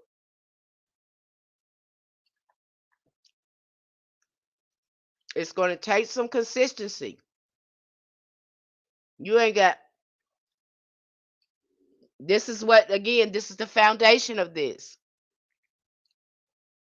And I know what they tell you. They want you zipping here and there. You're not gonna see it until you slow down and start taking care of yourself, start taking care of your mind, start taking care of your spirit. Our ancestors done enough work for us for the next 250 years. I need to get somewhere and sit down. Sure do. That's what needs to be happening. Them folks that worked out that they're trying to talk to you. And sometimes we don't hear because we're on social media too much. We don't understand the subtle language of spirit. Okay. And these folks got us, they keeping us distracted with social media, TV. And I had to get out TikTok so much because, y'all like talking about other people's business too much. The gossip is just, We America is sick. I don't see how we don't see that. I ain't never seen a group of people that love talking about other people's business. What Chris Brown doing? What Cardi B doing? These folks ain't worried about you, honey. You don't matter a hill of bees to these folks, but y'all would make them the topic. You trend them. You trend them. I just like, oh my God, this sickness is real. I have to get off of that. And sometimes you just go to red note. I say I just go over here because this is it's just I guess it's my timeline. I need to sage it or purify it or something. I don't know. But honey, that it's getting negative over there on TikTok. I mean, I always talking about uh uh another creator and what happened with. I said, God, dog. And it always be looking like somebody that look like me. And I said, they don't even know they mind sick. Why you even talking about them people? Don't you got something else to talk about? We have normalized witchcraft, black magic. Didn't we learn anything from Wendy Williams? And God, I love Wendy Williams. But when you gossip and stuff like that, and you just your mouth is just focus on you. Okay, that's gonna get you in trouble doing that. They have normalized this sort of behavior. Let's talk about Nicki Minaj. Let's talk about Lil Wayne. Let's talk about idolizing these people. I wish you talked about your ancestors the way you talk about them. I wish you talk about them. I wish you talked about your spiritual journey and your healing journey the way you talk about these folks. I wish we focused on ourselves the way we focus on other people. If we focused on ourselves as much as we focus on other people, honey, we'll be getting somewhere. And you don't see how hard it is to focus on yourself until it's time to focus on yourself. You're going to be looking for distractions. I promise to God. I know firsthand. I know firsthand when it's time to sit by yourself, with yourself. You saw it through COVID. These people had a psychosis because they had to sit with themselves.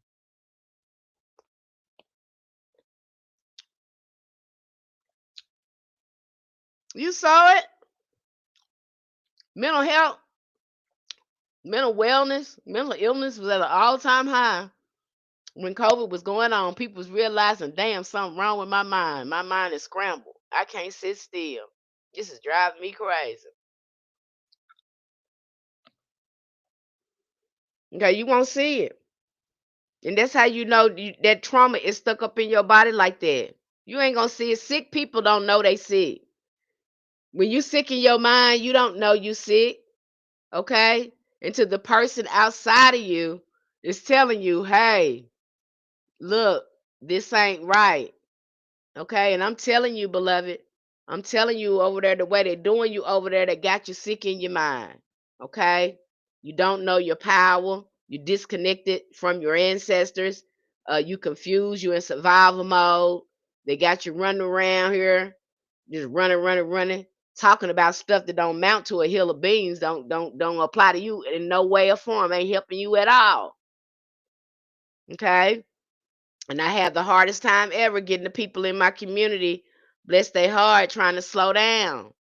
I got to slow you down. Okay? I got to slow you down. I know you think it ain't no rushing because the slower you get, and I know they've been telling you the faster you get it, the faster you get it done, the more success you have. No, no, no, no, no. Over here in spirituality, the more you slow down, the better success you have.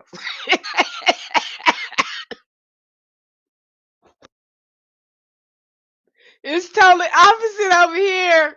It's totally opposite. The more you slow down, the better your success is. Now you can keep on being trapped up in that crazy illusion with that, keeping you disconnected. Okay. But once you get over here again, and these spirits working with you because they work in such a subtle way, you have to slow down to get the messages. Okay, and getting your nervous system to a place where you can get the subtle messages, where you can get back in your body. That's like the other night. I'm gonna share this. I don't like sharing this, but I'm gonna share it because I noticed it. I was doing some path working the other night with Ayazin. Ayazan is supposed to be she's in the voodoo pantheon, and she is said to be Papa Legba's wife. I didn't know that. She started rolling up on me. She rolled up on me first. She rolled up on me first. Okay. So she had rolled up on me, and she had popped up uh in meditation. And I was like, wow, And then I did a reading. She popped up in a reading. So the other night I was doing some path working with my ancestors, and they were working on me, working on my nervous system in meditation. And so they're there working on me, and they got their rattles, and some of them are doing hands-on healing with me, and they've been doing this for maybe about 15 minutes. I'm just laying there letting them do their things. They say we're just working on your energy right now. And then all of a sudden, uh, I feel a shift, and I see Yazan comes into the meditation, and I can feel the shift in my energy. I can feel it was sort of like a click and a surge that happened. So when she walked into the meditation, but had I not had my nervous system calm and regulated, I would have missed her energy signature. So now I know her energy signature when she comes into my meditation. But because her energy felt a lot different from my ancestors, again, that was working on me, it felt different from her energy. And so if you're not, that's how if you cannot, again, you're not in your energy, you don't know your energy, you don't know the energy of your ancestors because you're not sitting down being quiet. But I knew instantly when she came out, I felt the click. I was like, oh my God, that's her energy, you know. And I documented that again when I finished that meditation. So the next time I meet with her, I know how her energy feels. This is the stuff you're going to need to document down. You need to be sitting down when you're talking to your ancestors. Okay? See, folks ain't going to tell you that, but I'm going to tell you that. And it needs to be some path working going on. There is a lot of path working and deep meditation going on when you're trying to clear out your energy field. You hopefully you are building those inner worlds. They need to be built. If you want them to manifest in the physical realm, you need to know how those inner worlds looks so you can manifest them. And you need to also know how to feel the energy of your ancestors because you won't always see them. And if your nervous system is shot to hell and you ain't doing no nervous system healing, that's why we doing intergenerational trauma. That's why we doing shadow work. I do apologize that happened to us. There's nothing I can do about that. But you know, but I can't offer you the medicine to heal. I'm sorry. I know it's hard work, you guys, and I know it's not fair. I've sat with this and I have cried to the ancestors. It's not fair that I have to go through this, that I have to heal all this trauma and all this heavy. And it's not fair, I went through, I cried like a baby. And I know it's hard for us because not only do we have the trauma from what happened to our ancestors, but we also have the trauma that our family is playing out in karmic loops in a dysfunctional family. And we the only one woke. We the only one, well, everybody else stuck up in the karmic loop. They keep on repeating some cycles. We the only one trying to get woke. I know it ain't fair. Okay? And I know it's hard work. Okay? I know it's hard work, but you can do it again, taking your time, little slow baby steps. And some people don't want to sit down and be quiet. They want to be entertained. Um, and that's just not my style. I'm not here to entertain you. That's the problem. Okay, that's the issue there. Okay, that is stopping you from gaining so much insight. All right, and again, you're it's important for your ancestor to teach you to work and not someone else. That's the main thing in our community that you're going to see that's going on. Again, letting your ancestors teach you to work, getting that relationship with your ancestors, because someone else in the way is getting in the way of your ancestors initiating you. That's what happens when we start to follow our ancestors. We make ancestral contact. The initiation begins right there. Stop thinking that you got to run over to another person, because a person can't do it. A person can't give you what a spirit is going to give you. So stop thinking that. The spirit is going to be helping you. The people can only kind of lead you, but ultimately they're trying to get you to have contact with this spirit.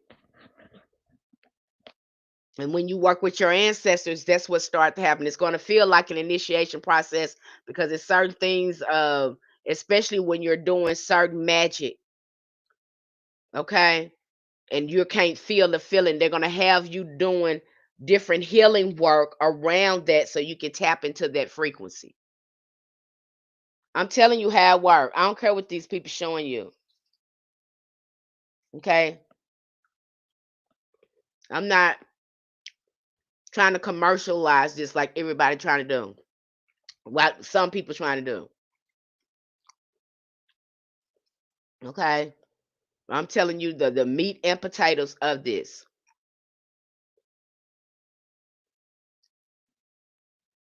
And so if if you're one of those people say, I want to be in initiation as well, kind of think about that. Kind of think about what initiation means. What does that mean? Think about that, because it doesn't make it automatically. And I'm telling you from experience, I don't care. These you can kind of refute me on this if you want to. I don't care. You can battle me on this. It just ain't no way around it. I will go with these initiations. It's y'all know that these people ain't gonna see no momentum until they start working with these spirits. Bottom line, until they do a certain work. That's why it ain't no initiation in hoodoo, because your ancestors gonna be initiating you. You're gonna know that from the get go. The moment that you have contact and start working with them, you're gonna know that from the get go. Okay, I know people haven't explained it to you like that, but that's really what's going on here. Did anyone have any questions they wanted to ask me? Because we covered a lot here. We covered Obeah,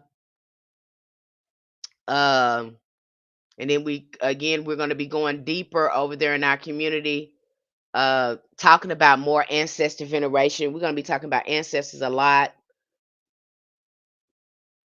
We're going to be talking about again some of the hoodoo saints. I think that's very important to know, because a lot of them go unnoticed because they were uncanonized.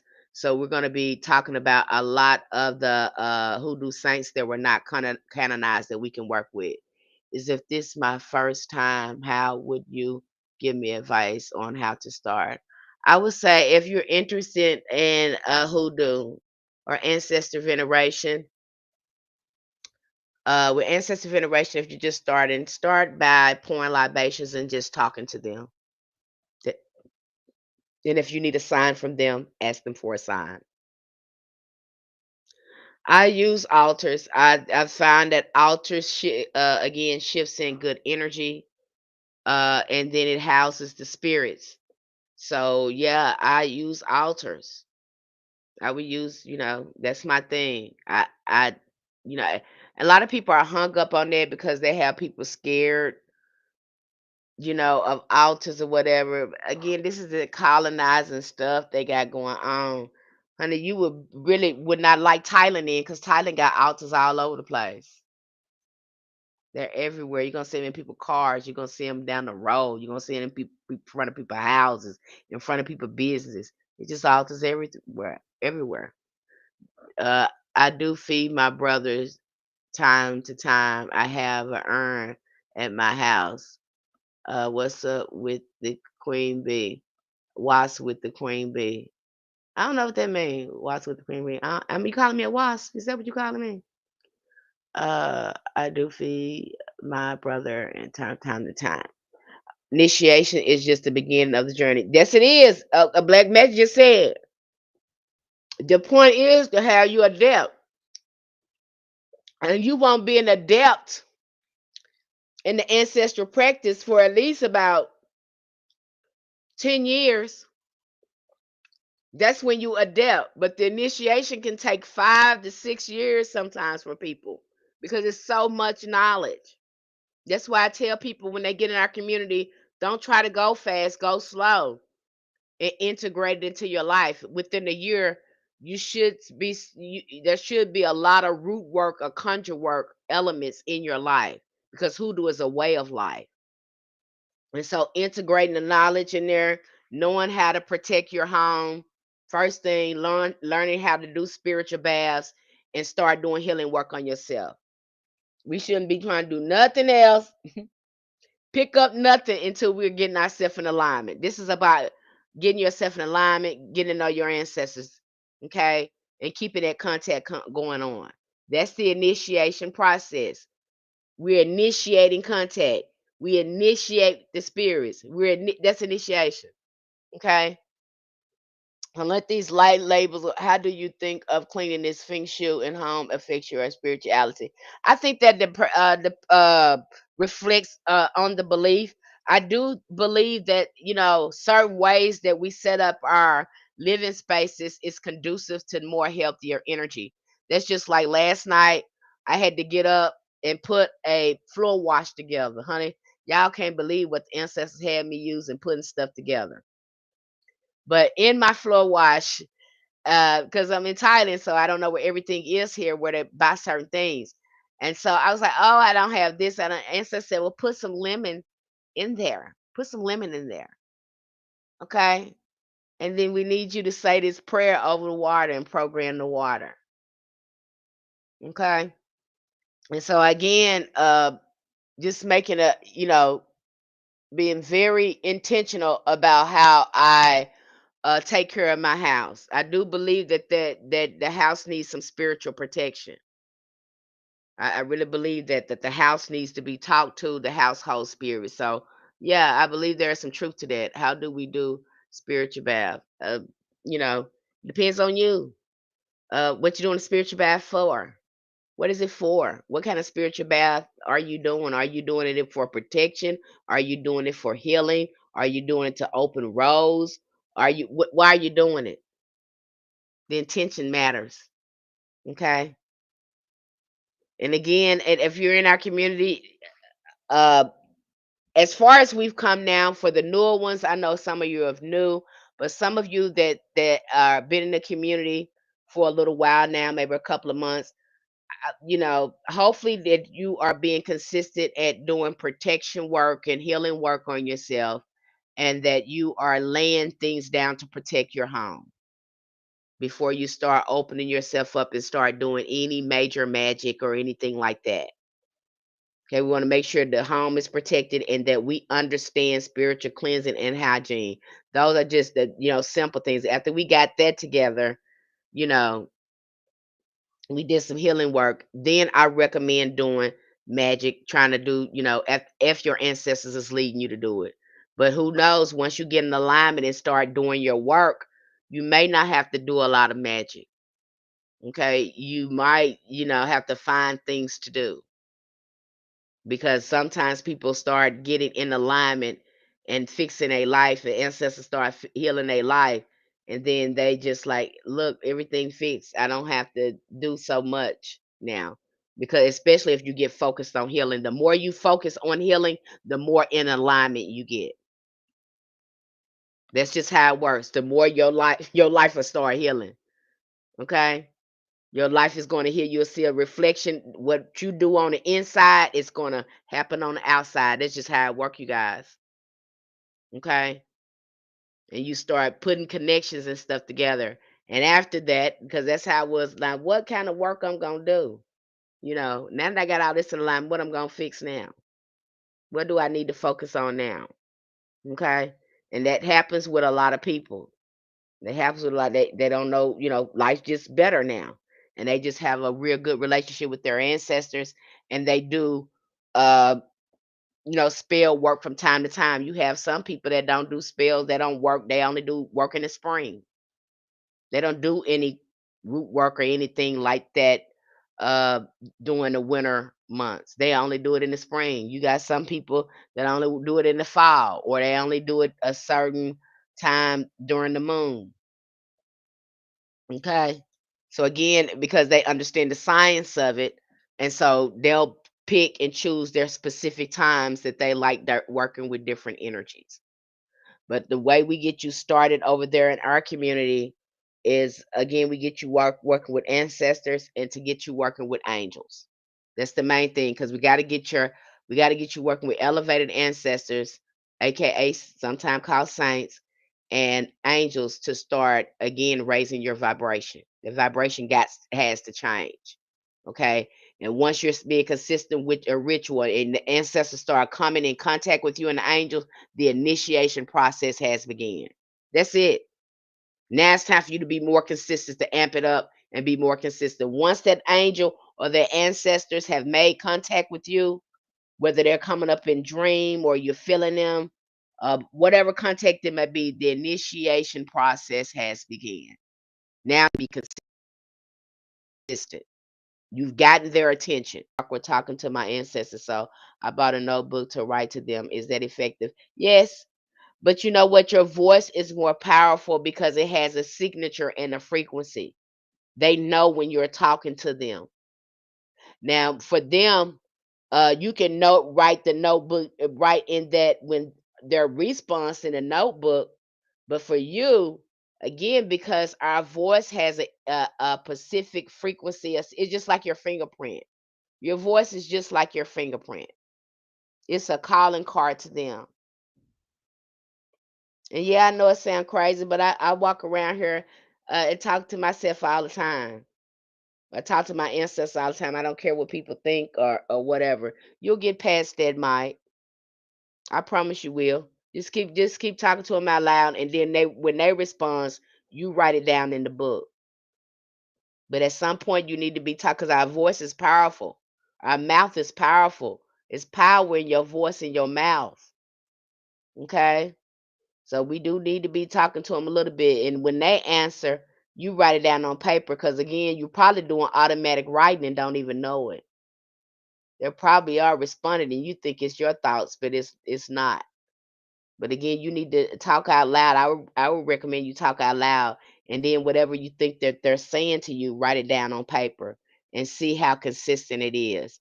See, I think that communication is going to get real clear if you did it that way. I don't know. Try it. You said inner world building. Do you think we can hold altars in our mind? Yes. Now we talk about this when it goes to path working. This is why we go into your mind as well. Because once you can go in your mind and start building inner worlds, that's just like me. I have an inner temple. I have a place that I go to in my inner world where I can do all sorts of magic. It's everything in that place I need, because I've taken time to build that inner world. Okay. And if some people can do that, they can go into their inner temple, into their inner world, and do all sorts of magic and manifest it here on the physical realm. And that's what really needs to happen. We have to come in contact with these inner worlds, because these inner worlds are creating your physical reality. In fact, to get your magic to work, and you got to be able to tap into those inner worlds. Imagination is the key to opening up the inner worlds. And the people will say, "Oh, you just making this up." You sure are. I don't want to hear it anymore. Yes, you are. This is your imagination. Everything around you is come from the imagination. This physical reality is not even real. Your imagination and these energies within the imagination is more real than your physical reality, which is an illusion. So let's just get that out the way now. Yep, my mind palace. Now we're going to talk about that more. We're getting ready to cover a lot of materials when it comes to path working. I'm getting ready to, again, because I'm really trying to get you to do shifts in your mind now. The shifts need to take in your mind now. We need to start looking, because that's where the magic is. Now, if we can get you slowing down and start visualizing, we can start again tapping you into magic and getting you in contact with ancestors and other spirit guides. You thinking they got you thinking this Hollywood stuff gonna happen, you know, hocus pocus stuff gonna happen on the outside of you know. It's gonna happen in your inner world. We need to see what's in our mind and clear everything that's out of there that's blocking our magic. Because some of us got stuff that happened to us back from 1985 somewhere that happened to us and we ain't even processed it, but it's still in our consciousness. And those are blocks. And so that's why the shadow work, and I think we got a shadow work event coming up tomorrow. Yeah, we got a shadow work event that's coming up tomorrow where we're going to have a healing circle. Now, my thing for that, I don't know how many people in the community is here in this live stream, but I'm going to say this. You have to do the work and show up. You're not going to make progress if you're not answering the questions in the workbook, if you are not talking about your feelings, and if you're not applying the information. No one can make you do it. See, that's one thing about this spiritual work that hangs people up because a lot of people don't have the discipline to do the work. They need a leader to talk and preach to them all the time. See, the spiritual journey is not like that. You get in here, whatever you put out. There's no preacher, nobody shaming you, making you feel bad. It's about you because if you want to see shifts and changes in your life, you put in the work. And I don't think that people even understand it in the church. They're not even getting a lot of stuff in the church. They think that preaching and talking is enough to fill their soul, to feed their soul, when it's really not. Okay, so you put in here and I don't care what person you follow, what influencer, because I don't know what to say about some of these practitioners now. Now I don't know if these people are influencers or they're just Hicks experts. Because every time I turn around, they talking about Hicks, or they just or they somebody got a curse on them. They insinuating it's just crazy with this community. It's just got crazy. But it still doesn't change the fact that you desire to have spiritual communication and you're not going to get it from a person, a human. So following them, what are you getting out of that? You know what I'm saying? Try to look at what you're getting out of it. What is your goal with that? What is your goal? It is to get you closer, to help you navigate your spiritual journey, have a deeper relationship with your spirits, or you think you're going to get their magic from them. I mean, sometimes we need to sit with stuff because some of us we love worshiping people because that's where that Jesus thing gets you. It gets you worshiping other people. That's all I can see where they get you. Hexperts. That's what I seen. I've had so many people come to me. They think they got something on them. I can't even get them to do the work uh, to even start trying to get stuff out for them because they too convinced that they can't get it off. I mean, it just be crazy stuff. I mean, I just never seen so many people that just want to be hexing people or to claim that a person got a hex or a curse on them. And it's a lot of these practitioners that is their MO. They go right after telling you that, somebody put a curse on you and hex on you and all this sort of stuff. I'm like, oh my gosh, I don't even know what to do with that. I don't even know what to do with that. I just think it's too much of that going on. And you have to ask yourself too, do you really believe somebody put that on you? What have you done to make somebody want to put a hex on you? And so a lot of people walk around and they think they got something on them, and really they out of alignment with their life and they doing raggedy stuff and they crossing themselves up. That's really what's going on with them. They didn't cross themselves up in some kind of way and they really need to do some cleansing work and do some alignment work. That's really what's wrong with them. Instead of, charging these people crazy money to get something out for them, which they can do themselves. It's just crazy to me, you guys. Okay, so just be careful out here. Okay, be careful. Who's actually sharing something to empower you, and someone who is just trying to string you along. Okay, and again, we're going deeper into our lesson here. And like I said, you guys are going to get a lot of stuff about ancestral veneration. You're going to be getting a lot of stuff about hoodoo. And again, we're going deeper and deeper into your mind. And my idea is to get you familiar, to get you engaged with your mind and stop looking on the outside of you to engage with yourself. I know that's right, Rilla. I'm past the Jesus stuff too. To get you engaged with yourself. Nobody is going to figure it out. We got to go in here and start unlocking this stuff up. Unlocking it, getting it inside. Getting you to sit down looking at the material and start putting things together. Okay? Because ultimately that's who's going to be teaching you is a spirit. You're going to be engaging yourself and looking at these materials. And that is the way and these days all of us want a shortcut. Everybody want a shortcut to do things.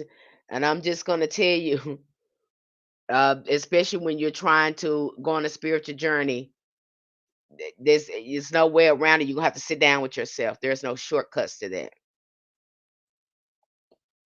Okay. And that's what discourages a lot of people because they want something fast. They don't want to sit down. They don't want to have to think about it. They want somebody to give them all the answers. And I have people like that too want me to give them the answers. No, no, no, no, no, no. You have the answers. Let's get out of this codependent stuff. Let's start making choices for ourselves.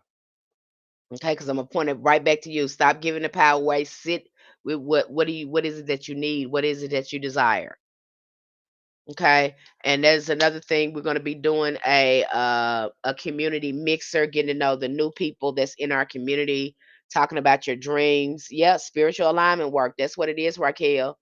So again, we're going to be connecting with some of the new people in our community, kind of get them to share about their journey and any goals that they have over there. So we would definitely be talking about connecting with all the members there. All the members will be included in this mixer. So if that's something that you're interested in, this will probably be going on next week. Okay, where we get a chance to introduce ourselves and interact with each other. Do you visualize strengthening your astral body to access and keep spiritual spaces more accessible? Yes, I do. I mean, I think doing chakra work and doing protection work is essential. Okay, especially yeah, doing that work is essential. Doing protection work, visualization works and things like that is essential. You should be doing astral strengthening and things like that before you even start going in the journey. If you're picturing yourself surrounded by a round light, I mean a gold light or a white light, you should be again reinforcing your astral body at all times. Okay, especially usually if you're doing ancestors work or healing work, the ancestors are going to be working on your energy field. I don't know how far you are in your journey, what kind of work are you doing with your ancestors, or when it comes to healing and things like that.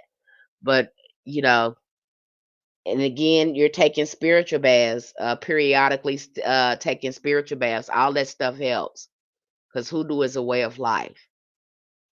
Again, you're inviting the spiritual realm into your reality. And so when you are doing that, you're walking in two worlds. You're walking in the physical realm and the spiritual realm. And so in order to successfully be able to tap into that spiritual realm, you have to integrate it into your life. Does that make sense? This ain't like church. This is different. This is a way of life. Because you're in and the more consistent you are with your altar work, um with talking to these spirits, the more successful your workings will be, the more successful your interaction with them would be. Spirits do not like when you're not consistent. They do not like that. So if you being fly by sometime and doing this and doing that, but you want them to do the work for you, you're gonna get that same type of energy. You'll get that same type of energy. They're not gonna respond to you. They like consistency. Okay? You have to prove to them they like time. They are not interested in your money because they know time is priceless. You can get money back, but you can't get time back. Okay, that's why you need to slow yourself down. And when they see you spending time with them and you're being consistent with spending, see what I'm saying? Spending, see what I'm saying? Spending time. See how they go together? Spending time, because that's the compensation there. When they see you doing that, you being consistent with that, then they'll start showing up. You'll see them. That's why you got to be consistent at your ritual, and you have to open up your mind, uh, open up your mind to that communication. Okay, but the nervous system has to be healed yet, and healed, and you guys are going to see me say that over and over again. And I know you saying, Miss Penny, why you keep saying it? Because ain't nobody else saying it, and the things they telling you ain't helping you. So obviously that's why I'm saying it, because the things that they're saying, they're not helping you. Okay, I wouldn't be saying it if it wasn't helpful. I wouldn't be saying it if you were actually doing it. Okay? Ain't no magic spell, ain't nothing like that gonna jump off right there like that until you sit down somewhere and sit down and be quiet. Just be quiet and work with your ancestors. Ain't nothing jumping out. It ain't nothing in the rush in doing that. In fact, your magic gonna work, or you gonna tap into it better if you just be quiet, slow down, and just be quiet and shut up. Just be quiet and sit down. Ain't nothing gonna work until you do that. I'm finding that out the hard way, slowing down. You're gonna have to sit with yourself. And in the era where we used to having everything fast, the spirit realm still remains the same. You still got to get somewhere and sit down and be quiet, no matter what. You're gonna see that in all your esoteric occult books. You're gonna see it everywhere.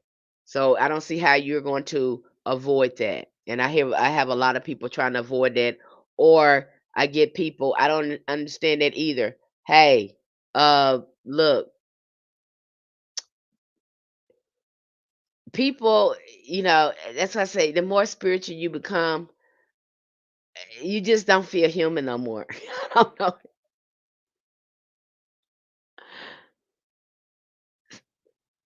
Again, whatever you need, you're not going to get it out of a person. And I think people, you have vampires out here that are wanting to extract energy from people.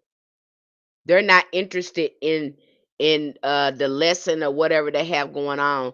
They're particularly interested in extracting energy from people. They simply, now do they do it willingly? I don't know. Are they're intentionally doing this? I don't know. But I think that some of us are so sick that we don't realize that we are trying to extract energy from people because we have normalized this type of behavior. Side note, I found a video on cultivating ancestral altars on the Kemetic Assyrian channel. They was doing this in ancient Kemet. I thought of you. They've been doing it. They've been setting up. Hoodoo is so much older than what people are saying to do. Saying it is. It is not Christian, so stop making it that. It's not that. Okay. Hoodoo is a spiritual practice. Christianity. Hoodoo gave Christianity power. Hoodoo had more influence on Christianity than Christianity had on Hoodoo. I'm just gonna tell you the truth. Now, if you don't see that, I don't know what to tell you. Because some people had that Bible wasn't doing nothing until they put it in our hands, and then we were saying them words, laying people on their back, and they were saying words and putting their hands on somebody, and we were saying words and didn't lift the hand, didn't do nothing but move our tongue, and things was moving. Now you tell me who did what. You tell me what it is. Okay? And if they had enough power, if that Bible was our power, they wouldn't have to put their hands on nobody. If they really believed in the words in that Bible, they wouldn't have to put their hands on nobody on nobody. But when they gave it to our ancestors, they used them words and didn't have to put their hands on nobody and was putting people on their back. So you tell me what it is. I'm like Tupac. I see them, they see me. When they see me, they run. You say, see me, they run. Okay, that really tells you what it is. So hoodoo is not, you know, hoodoo influenced Christianity. Okay, they put power in Christianity. It didn't have no power in it first until hoodoo put power in it. They made those words come to life. The people didn't. I mean, these colonizers didn't. So again, look at when it when it started having power. It didn't have no power till it got in your ancestors' head. And when the colonizer had it, you know it didn't have no power because if he had power, he wouldn't be putting his hands on folks. So it wasn't no power in it when he had it. He didn't know what he was doing. It didn't get no power in it until your ancestors saw themselves in it and put power on it. Okay, and you'll see. That's the best I can tell you with that. So, you, you know, and then the Bible is not. Some people think that the Bible is the only way to get petitions heard. Not necessarily so. It's not necessarily so. It's not a requirement. You got people saying that too. You can't have hoodoo without the Bible. Okay, you'll have that. We believe in some of the concepts and universal truths in the Bible. However, our ancestors, let's just be truthful, that were doing hoodoo before somebody put a Bible in their hand. Hoodoo was already in them. So since it was already in them, why wouldn't they use it in Christianity? So to say that, we got to be careful about how we're stating things and what hoodoo is. Hoodoo, you can be a Muslim and be hoodoo. You can be Jehovah Witness and practice hoodoo. You can be Seven-Day Adventist and practice hoodoo. You can You can go on with this. Okay? It's not a religion. It is a spiritual practice. That's just like Obeah. You look at Obeah, you can practice any religion with Obeah. What is Obeah gonna do? It's gonna amplify the religion. It's gonna put magic on it. Same thing with hoodoo. And you look at those two side by side, you have to look at hoodoo and Obeah and say, are they brothers and sisters? Are they sisters or brothers? Are they some kin to each other? Because you start looking at that because hoodoo will start taking you places that Obeah take you. Hoodoo will take you places Obeah will take you. I had to sit with that for a minute when I saw that last night. I said, "Oh my God, what is going on here? Why?" And then you start looking at Obeah. It got some Christian elements in it as well, and indigenous elements. It's being put together like hoodoo. But hoodoo is probably more survival based, and Obeah's probably have more ancestral roots in it. More primitive ancestral roots in it. But looking at those two, I'm telling you, you just be like, oh my gosh, what is happening here? You sure can be Pentecostal. Okay, so again, you just gonna. It's not Christian, you guys.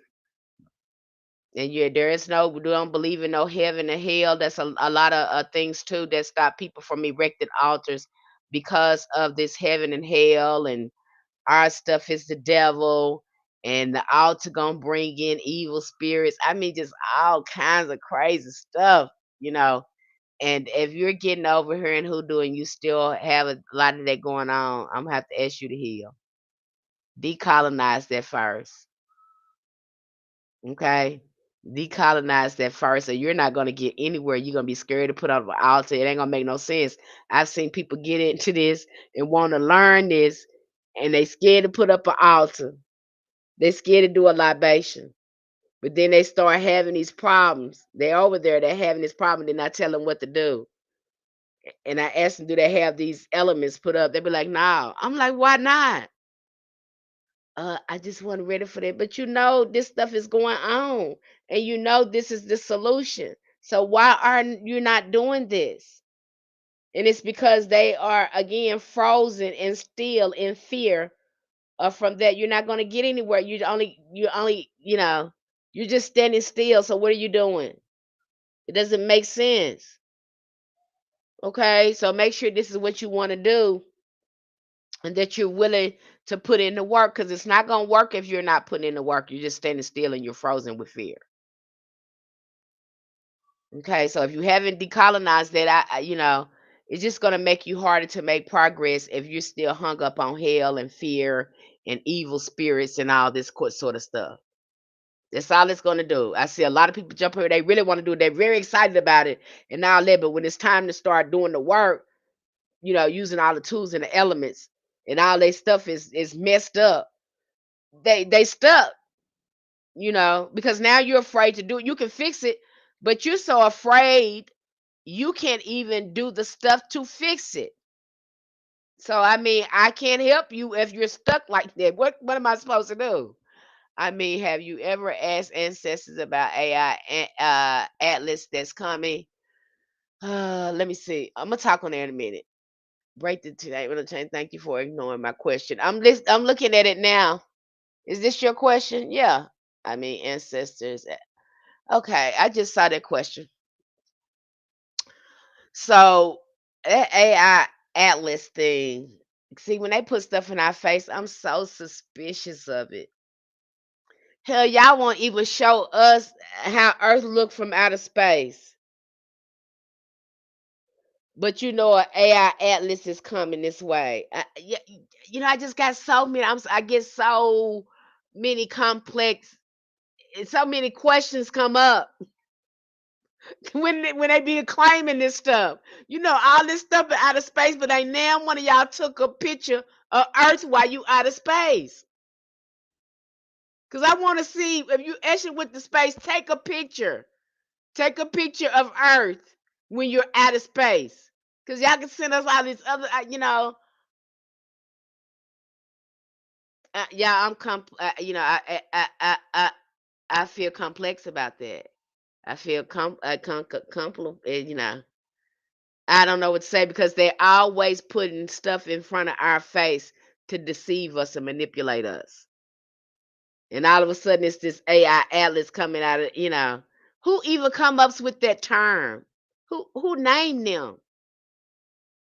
And they feed it into our consciousness like that, and then we download this stuff. But I'm always asking questions like, sir, ma'am, you can't even take a picture to show us how outer space look when you leave Earth. But you can show us a picture of the AI Atlas coming here. I don't understand that. You know. And my thing, if it's the AI Atlas, my thing, don't keep showing me no ship because you saying these aliens supposed to be here or whatever. I'm so sick of y'all with this stuff. Show us the pictures of that. Cause see, y'all love staging stuff.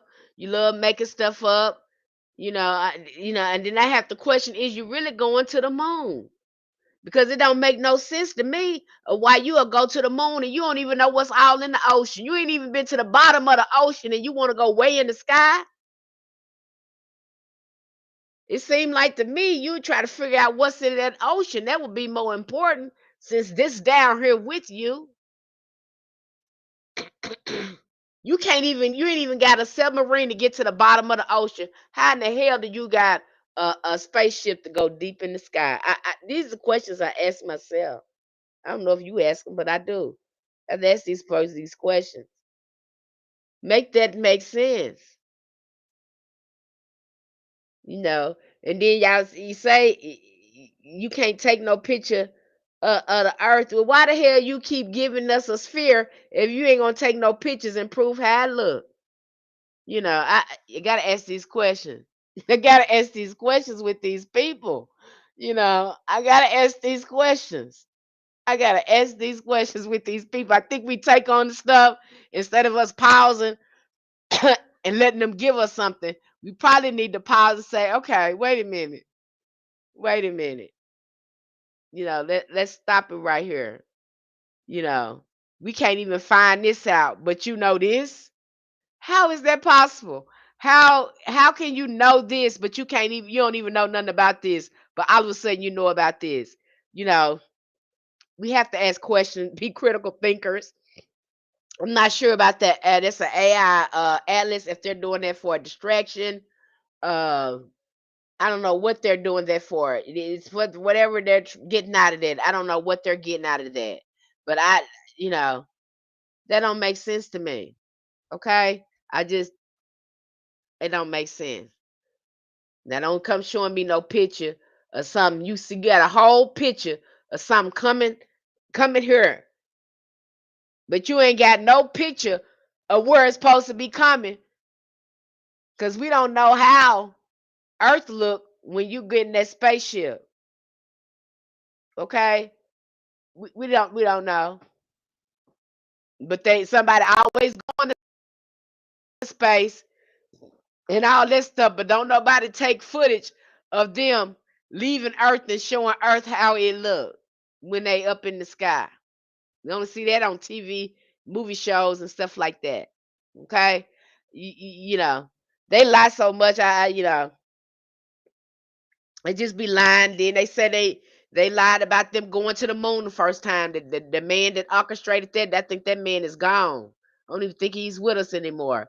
But that man talked about how he had the military, the government came to him and asked them how would they mimic of going on the moon, and he had to tell them how it would be. Okay, I don't even think, you know. And my thing with that didn't make no sense either. Why was y'all so eager about getting on the moon and you don't even know what's in the damn water? Because the water is whatever is in there is in that ocean. Whatever is up there, what they claim is out there in space, because everything is water. You're floating around in water. Water is everywhere. Air is nothing but dry water. It's separated from wet to dry water. That's all it is. How you doing, Delisa? You know, that's what I'm talking about. AI Alice. You know, I is they making it up. You see, they can show us this stuff and talking about what they see or what. Let me see you go out there in the atmosphere and take a picture of Earth. Do that. I want to see that. Because you showing us all these other pictures of all these galaxies and all this other stuff. Let me see you take a picture of this Earth. You understand me? I don't want to hear it all this and then you know, you are avoiding the elephant in the room. They seem to, and it just entertain us with other junk. You know, now let me see that. I don't know about this because you're always making up stuff. Okay. And from what like I said, from what I heard, these folks lied about going to that moon the first time. Didn't make no sense to me why you would want to go to the moon when you don't even know what's in the ocean. You don't even know it's life forms being born every day. If there's any aliens, that's gonna be in that water. Okay. Have you seen those octopus? Have you seen some? Have you seen some of the animal kingdom, the intelligence of the dolphins and all them? If it was anything as an alien, I would think it would be in that water somewhere, as above, so below. So it don't make sense to me why they wanted to go there. I don't know if they're really going there. I have questions. I have so many questions. Even though they're presenting that stuff to me, I don't know you guys. I just start questions. Questions come in my head. Okay, especially when you're volunteering information that I don't even want to know about. I didn't want to know about AI Atlas or none of that. Yeah. I think octopus. I believe they telepathic too. They're very smart, very intelligent creatures. And dolphins too. You look at those dolphins, you be like, okay, so what is it? And then have you seen some of these creatures that's in the ocean? And then our ancestors said that a lot of again these alien people again were in the ocean. So it seemed like to me that you would be trying to figure that out. I don't know if they going to I don't know, you guys. I have to, don't know. The jury is still out on that. It's just still out on for that. I'm just not uh, thoroughly convinced that they are doing what they're doing. You got to show me more pictures and stop showing me pictures of stuff I don't want to see. I didn't ask you to see that. I asked you to take a picture of this earth when you go out in that space like that. That's what I asked you to do. I don't want you to take a picture of no Milky Way. You can do that with the telescope. Y'all could be doing all that with the telescope. Okay? I want you to get in that spaceship and I want you to take a picture of this earth or how this earth look. Okay, if you say you going there, I should see pictures of how this thing look on that when you go on there out of space. Okay, I don't want no assimilation. I don't want nothing from no telescope. Okay, I want to see that you in that spaceship and you taking pictures. Okay, so I don't believe that. And I was looking at a video the other day, honey. My heart just melted, honey. I seen that Chinese, I think it was a Chinese man eating that octopus. I said, "Oh my God, that poor baby, he getting ate up. He's a he's an alien intelligence, and we eating him, Lord." That's what I seen. I said, eating him, Lord. That poor baby ain't got a chance, and that mean that Chinese man was cutting them and eating them too. I said, "Boy, these poor little babies." I said, "Boy, ooh, Lord have mercy, bless their heart. They ain't got a chance." Okay. So, you got to study these animals sometime, especially the marine kingdom. It brings in so many questions. Uh, is they really from here? You got to look at some of these marine kingdoms and things like that, and then look at what our ancestors told us. Were these aliens when they came here? Where did they go? A lot of them said they went into the water.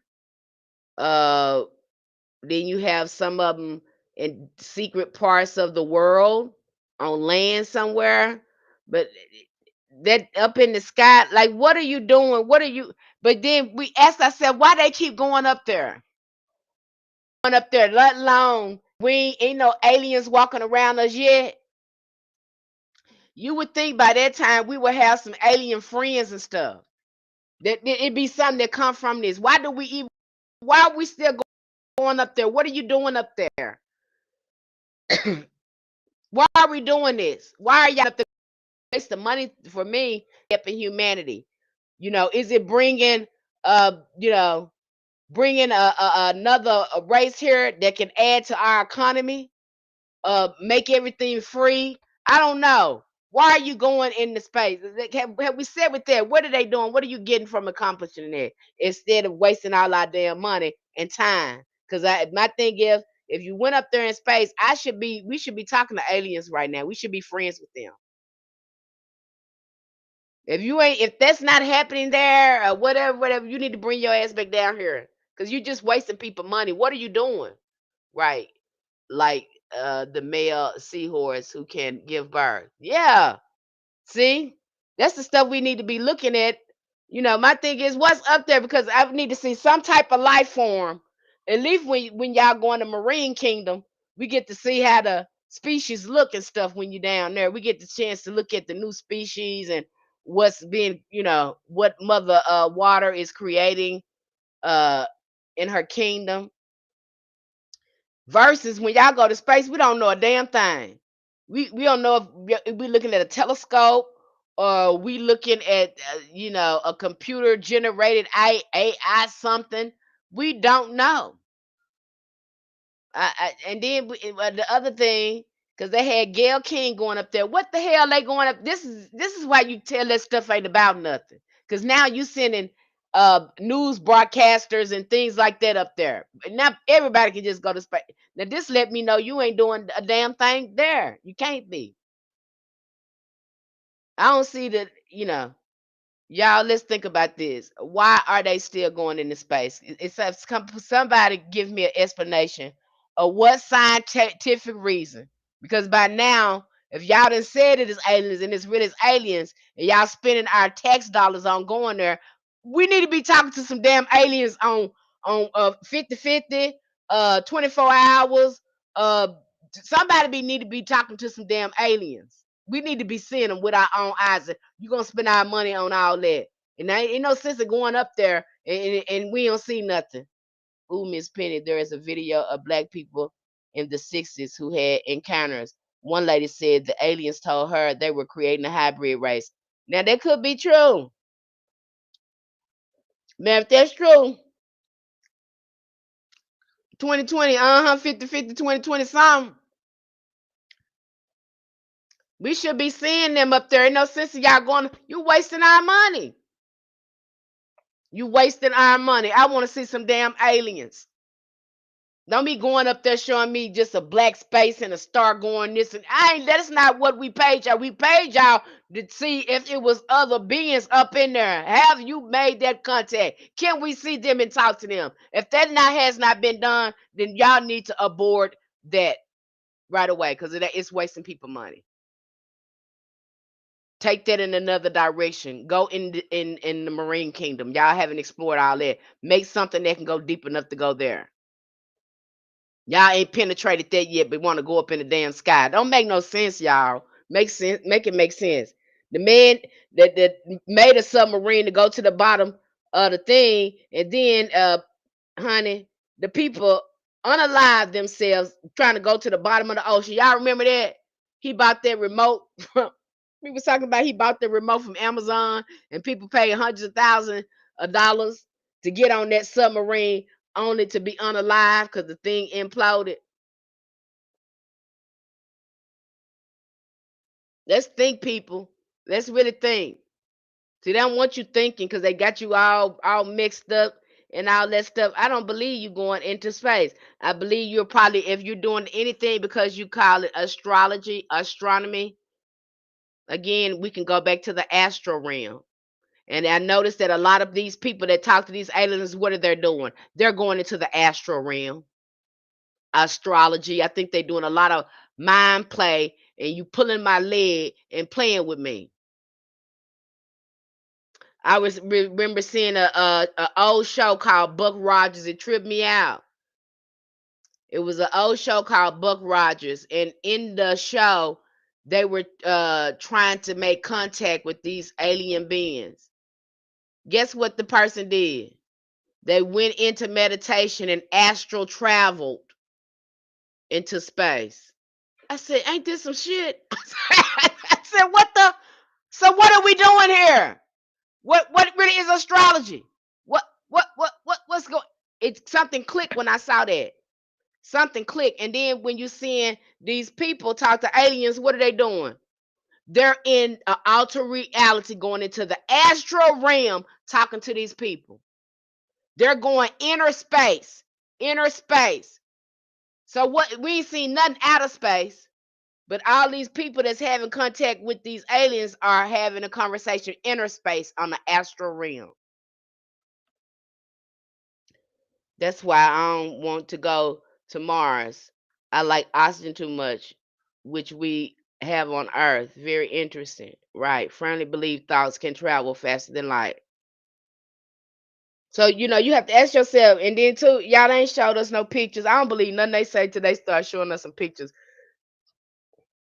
Y'all went there to try to see if it's any life forms. Give us pictures. Or stop taking yourself there because you wasting people money. You wasting money. You wasting money. Ain't no sense in you going up there trying evidently they don't want to talk to you. You've been going there for what 30, 40 years now. Evidently they don't want to talk to y'all. Stop going there. Stop wasting people money because I'm tired of just looking at black space and little starless. God, I appreciate them, But if they going to spend our money, they might as well just see that from the telescope. Ain't no sense in sending no rocket, no spaceship up there for that. Okay, because you can see that from the telescope. What are you doing up there? Okay, my thing. Then you need to just abort that program because it's not yielding. What kind of results is it yielding?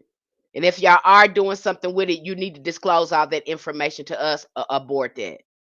Don't tell us you gonna put a man on the moon and y'all gonna do all this exploration and not disclose all the things that you're doing there. That's just my opinion. In the AI Atlas thing, I think that's another kind of shenanigan that's going on with that. I just can't believe it because again, we can't experience that with them. You know what I'm saying? We only can only believe what they tell us. And so when it's like that, I have no choice but to be objective with the information that you are telling me because I can't believe that. And then you lie anyway. I don't know not one time that the government have willingly wanted to tell us the truth. When? Hell, they don't even want to tell us the truth about that Epstein stuff. And then that man over there really act like that's something he wanted to find out. And then when we got the information, he burying the information. Because to look at that information, you will see how much, you will actually see how they're actually oppressing women and children on a mass level if you was to see that information. But they don't want you to see that because they're going to continue to oppress and abuse women and children. That's what's been making a lot of that work over there. AI Alice is keeping people dependent on the belief that a savior is coming. And that could be it, sick of no. I wouldn't even doubt that. That's what that sounds like because people act like then the woman was on here talking about they blue people and all that. Well, I know one thing. They just having a joyride. They gave us a tang in the 60s. Okay, you know we already know they ain't pale face. Okay, and the only person that I know that has the extensive knowledge on there that has been truthful and correct is Elijah Muhammad. I've already told y'all that. He scared the hell uh out of I forgot who was the president then. Eisenhower? Was it Eisenhower? I'm not sure who was the president, but I think this was like in the 40s, maybe the 50s. But he talked about this, okay? And he had, to me, the most rational information when it comes to aliens and the way he talked about them. Okay, so he already told you them people, them, they were, and I think too the way some people have explained these aliens, they're not aliens in the sense that you think more than an advanced civilization that found a way to travel abroad. Okay, that's again, I can't believe these people because they always gonna make something look. They don't tell the whole truth. When have they ever told us the whole truth about something? And so you, I have to be very objective when they giving us something because I don't know them. I have never seen them want to give us something that's gonna really help us. It's just like with that COVID shot. All of a sudden, all these vaccinations came out for the COVID shot, and all these people started getting and I said, I'm not taking it. Okay, you come up with a solution too fast for that. I'm not putting that stuff in me, and probably, I don't know. I think some people start having issues with that stuff, but I don't trust them. I can't because of what they put our ancestors through, and and what our ancestors documented that these people be lying. Okay, so why would they change? They whole history is on lying and stealing stuff. So no, I don't trust them. But we do know what our ancestors wrote about these star people, and that we know that so many of these star people uh, could possibly be our eldest ancestors. Now we do know that. Have you seen Contact with Jodie Foster and Angela Bassett? Yep, I saw that. It's kind of confusing at the end.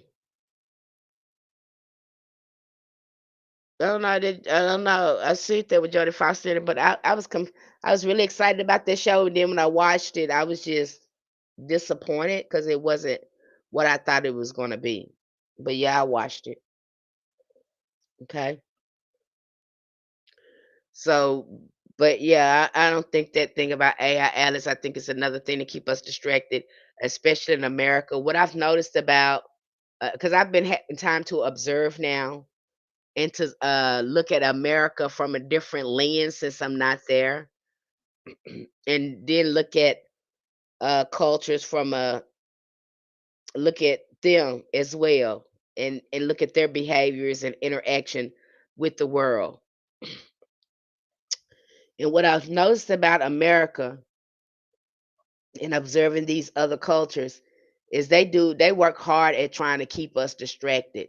Not many other cultures as distracted with gossip and celebrities and stuff as much as Americans are.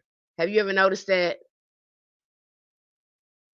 They work hard at keeping us distracted with celebrities, TV shows, uh, gossip, and things like that.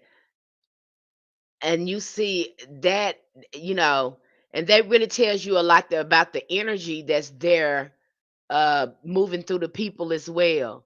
But just take a minute and look at other cultures and how they're interacting with others abroad, and how Americans, uh, how our behavior is. I mean, it's totally different. It's totally different. You know, like, oh my gosh, we're so sick and we don't even know it. These people have normalized our sickness.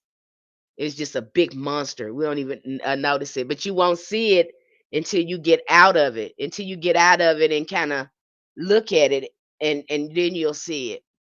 Germany wasn't like that as much when I lived there. Hi, Miss Pin. Hi, saying Germany wasn't like that. Have you? Yeah.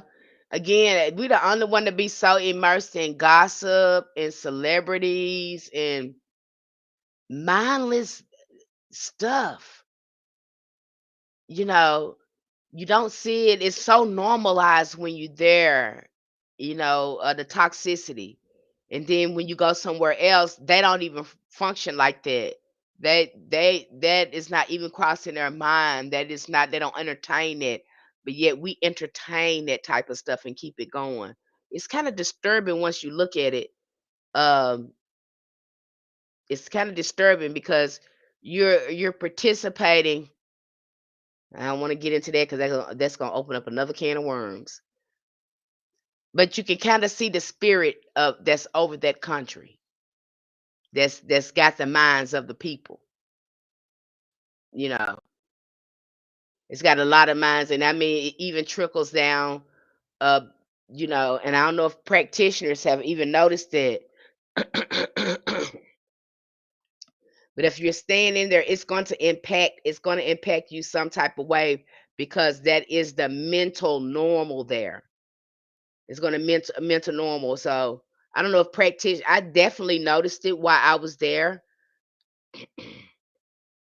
While I was there in America, I definitely could feel it there. I don't know if anyone else has ever noticed that there. They stole everyone's real soul, the minds and the souls. Yes, yes, something is going on there if you don't feel it. And I wouldn't have noticed it. I think I've noticed it even more since I've been in Thailand because Thailand don't the minds are just totally different here. I think that's that's I think too that's why and the ancestors got me really being quiet, and I never knew I needed to go somewhere else to really heal these parts of myself. So and being able to see uh see America in a from a different perspective. So it's really strange when you start to look at it. And then you come out of this like, dang, that's what I was in. I'm like, people don't even know they're in that because we have normalized this type of culture. I'm practitioner and we see it. Okay, okay. We see it, a few of us. Okay. Because this it makes you want to wrap your head real tight. It do. It do. America is an egregore of a Magic Mike. If you don't stop, just Black Magic Mike is just dropping stuff in his YouTube thing. And I said the same thing. Black Magic Mike said America is an egregore or a topper. I said that. And I'm trying to wait to go into that to break that down. But once I break this down, you guys, you can't unsee it.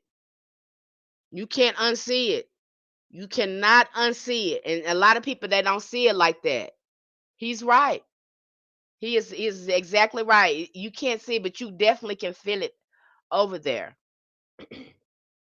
If you're a practitioner, you can feel it. Okay? And that is a lot to fight against when you're trying to work your magic or do your work.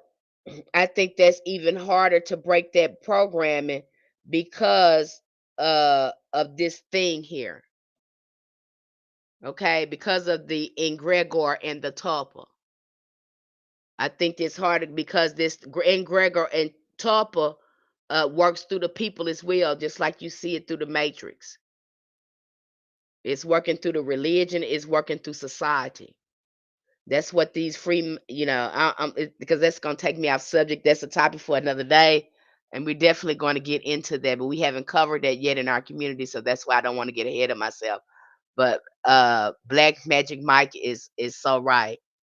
Okay, you don't know what you're dealing with. You don't know. You don't know. You don't know what you're dealing with. But if you're a practitioner, you should be able to feel it.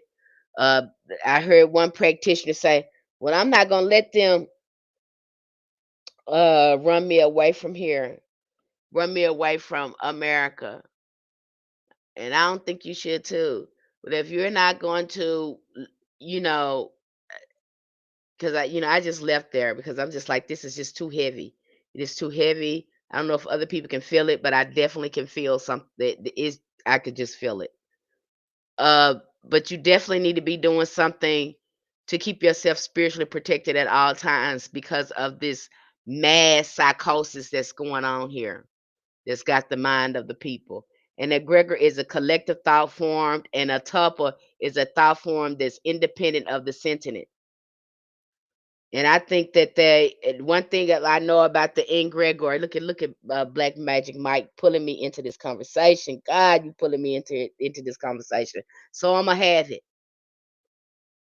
When these people, when they are, again, they're in the. I'm gonna use Freemason for an example. When they're in the Freemasonry and they're in there and they are called because they have decided to separate themselves from the Great Mother. These are the real warlocks. Okay. And so when they're going in there, what do you think they're doing? They're creating an egregore or topo that's in that organization that has them operating as a hive mind. They all become psychically connected to each other in a sense. You'll see that in covens too. Okay. And so this egregore or topo makes sure that everybody is in sync with the rules and regulation of the coven or the organization. Is you getting what I'm putting down here? I didn't want to go into this, but uh, hey, Magic Mike did this. Okay, I'm gonna try not to go in too far with this because this is a whole new video on its own. This is a whole different live stream to break this down and help you understand this. Okay.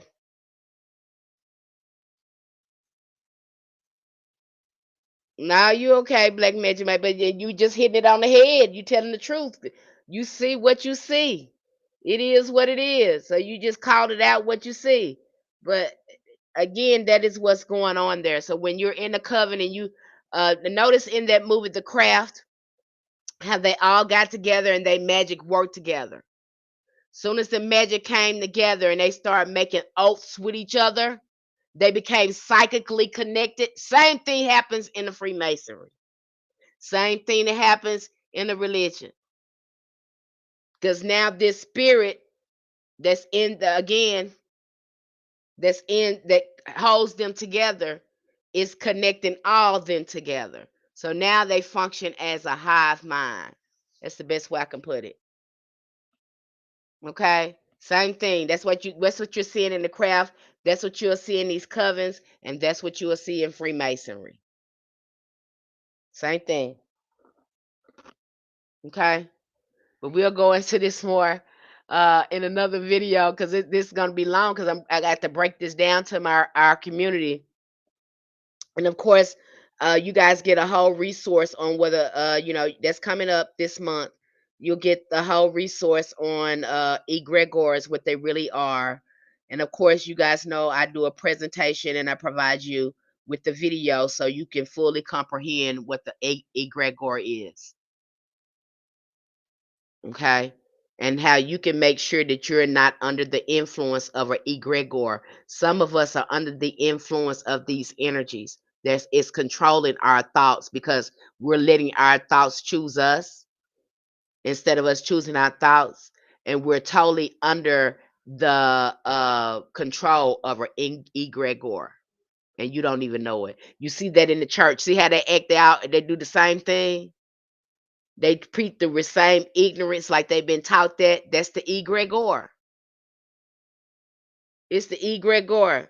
They in the hive mind. See how they repeat the same thing over and over again. They do the same stupid stuff. They think the same stupid stuff.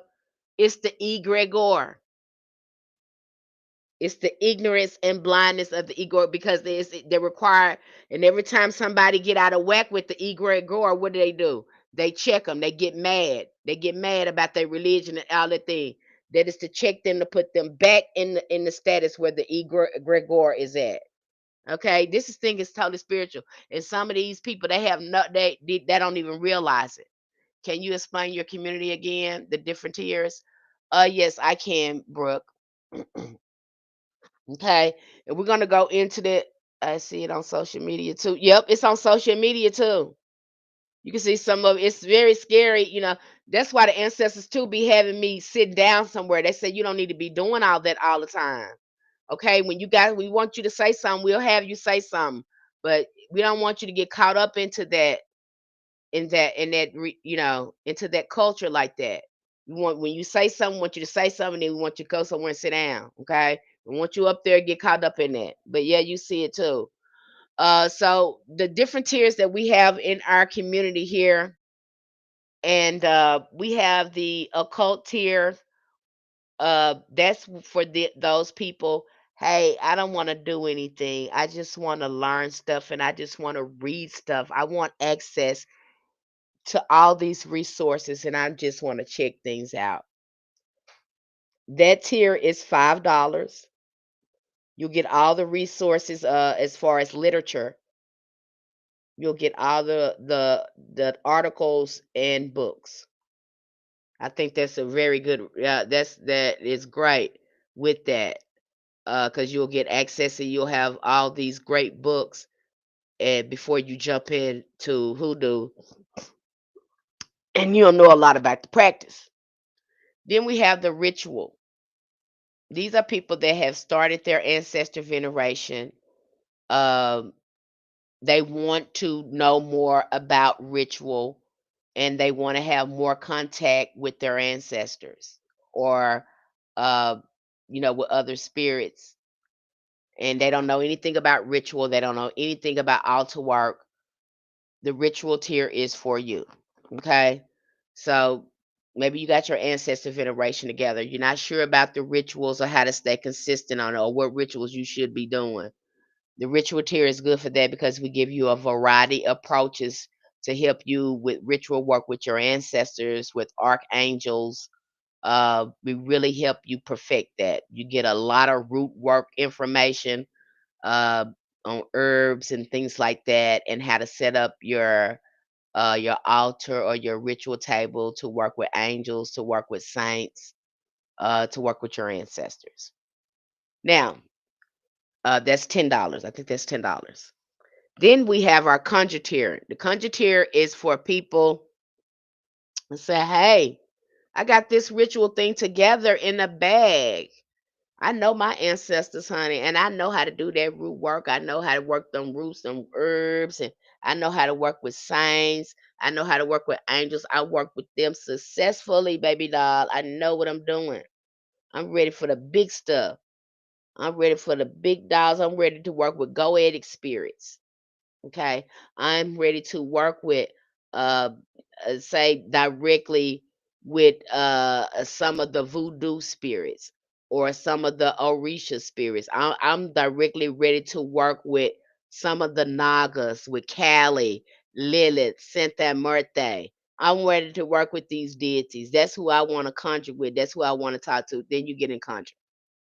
You get all those guidebooks, all the information and resources is how to set up your table, know more about those spirits and work with those spirits. Okay. I'd advise those for someone who is more advanced. Okay. That's not scared of spirits, that's used to talking to spirits, they don't have a problem with it. Okay. And then you have the know thyself tier. That's for people that say, I don't know nothing, Miss Penny, but I want to know something and I want to heal.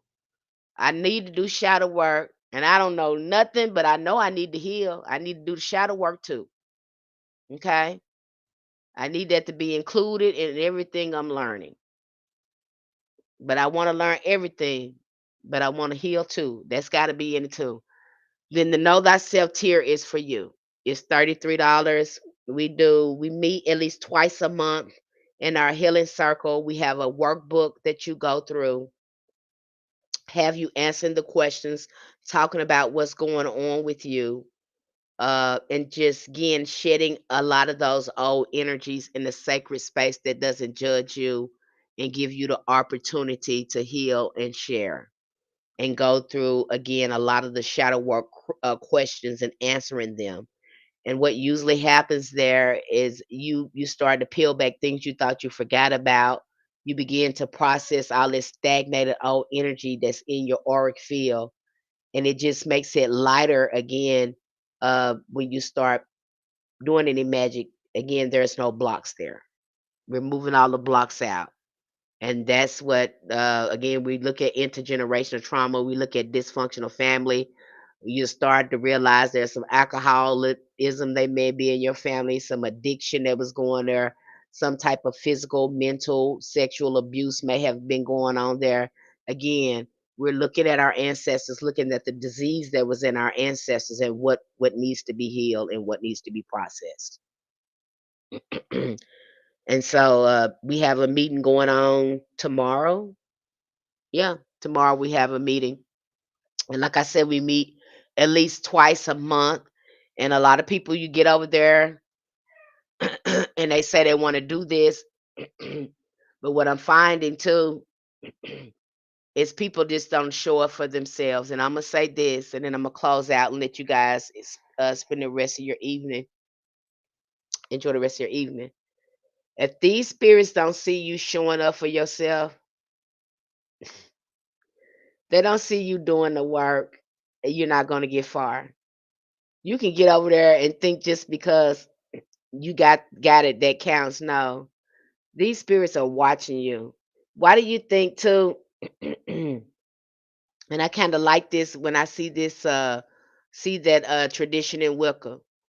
In Wicca, some of the times the women take off all their clothes during ceremonies. You know why they do this? I think Maladoma Some he talked about it too. He took out because their nakedness to show no restriction, nothing hiding.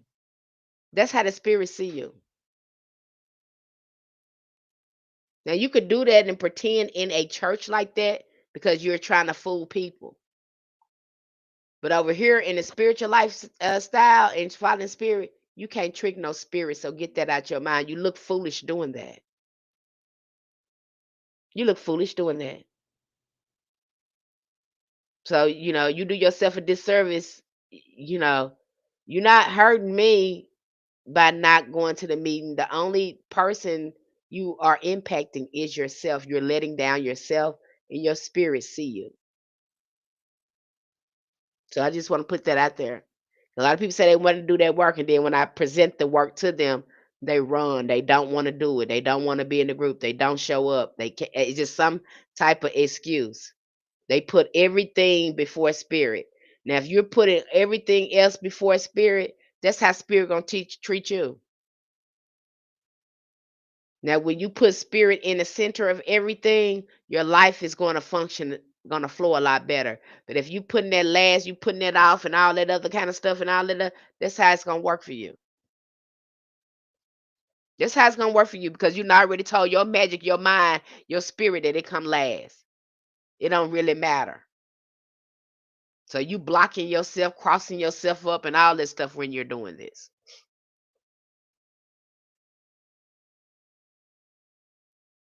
That's all you doing. Okay, you prolonging. You not hurting me. Nothing else. Okay, you're not. You don't show up. You don't get there because it is you that made a promise to your higher self that I'm going to do this. I'm going to access this magic. I am going to do this. It's going to be harder to tap into your magic the more you keep lying and playing with yourself because you ain't gonna believe yourself no more. You done totally cross yourself up.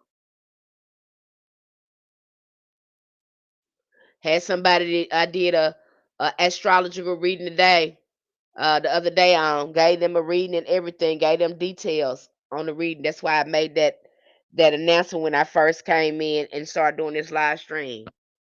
This person started asking me about my formula, um, and how my wording, why my wording was like that.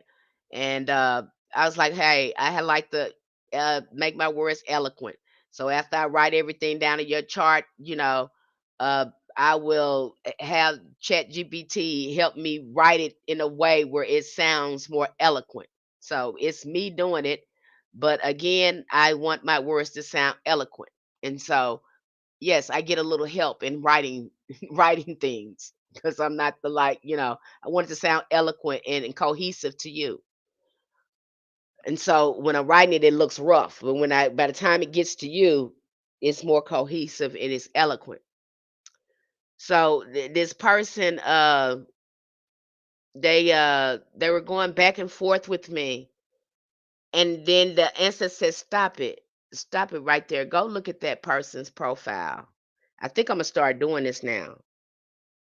And so I go to TikTok and I look at their profile.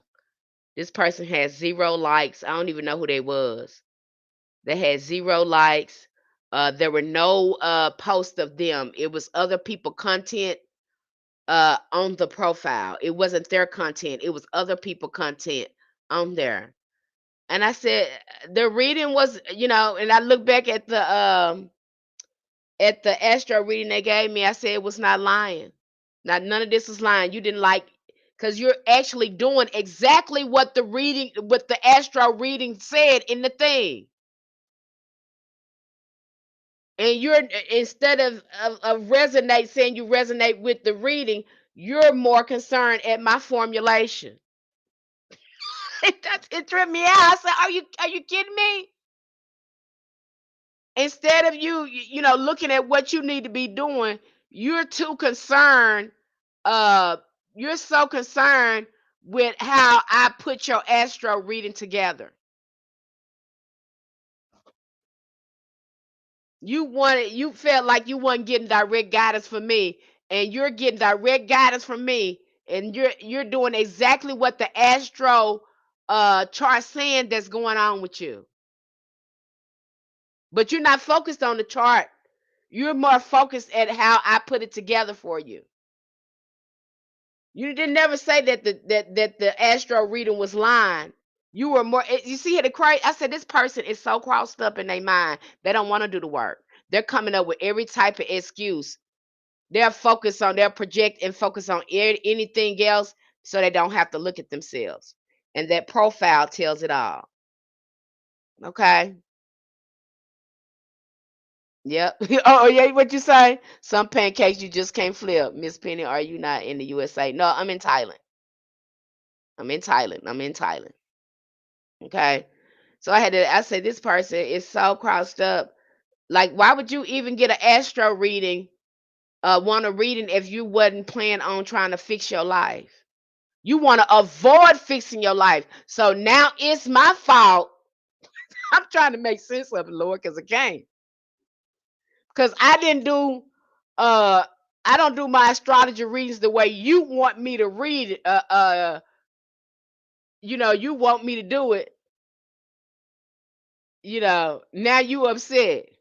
Not that the reading was wrong. No, no, no, no. I didn't do it the way you wanted me to do it. So now you upset. But you never said that the astro reading was not correct. You just said you didn't like the way I did it. You don't like that I didn't, I don't know what they were looking for, but it was so crossed up. I said this person is something else. But anyway, I went ahead and blocked the person, you know.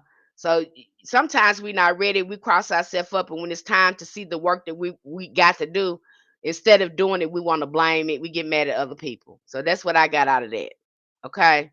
I think moving forward, I blocked that person now. But I resent their chart and let them see you got this in your chart. Okay, it doesn't change because I'm saying it to you politely. Thank God for Chat GPT because it helps me say things. Because with my Sagittarius mouth, you wouldn't want me to say that with my Sagittarius mouth. My Sagittarius mouth will probably make you get somewhere and go cry and sit down somewhere. You want me to be using, again, an eloquent approach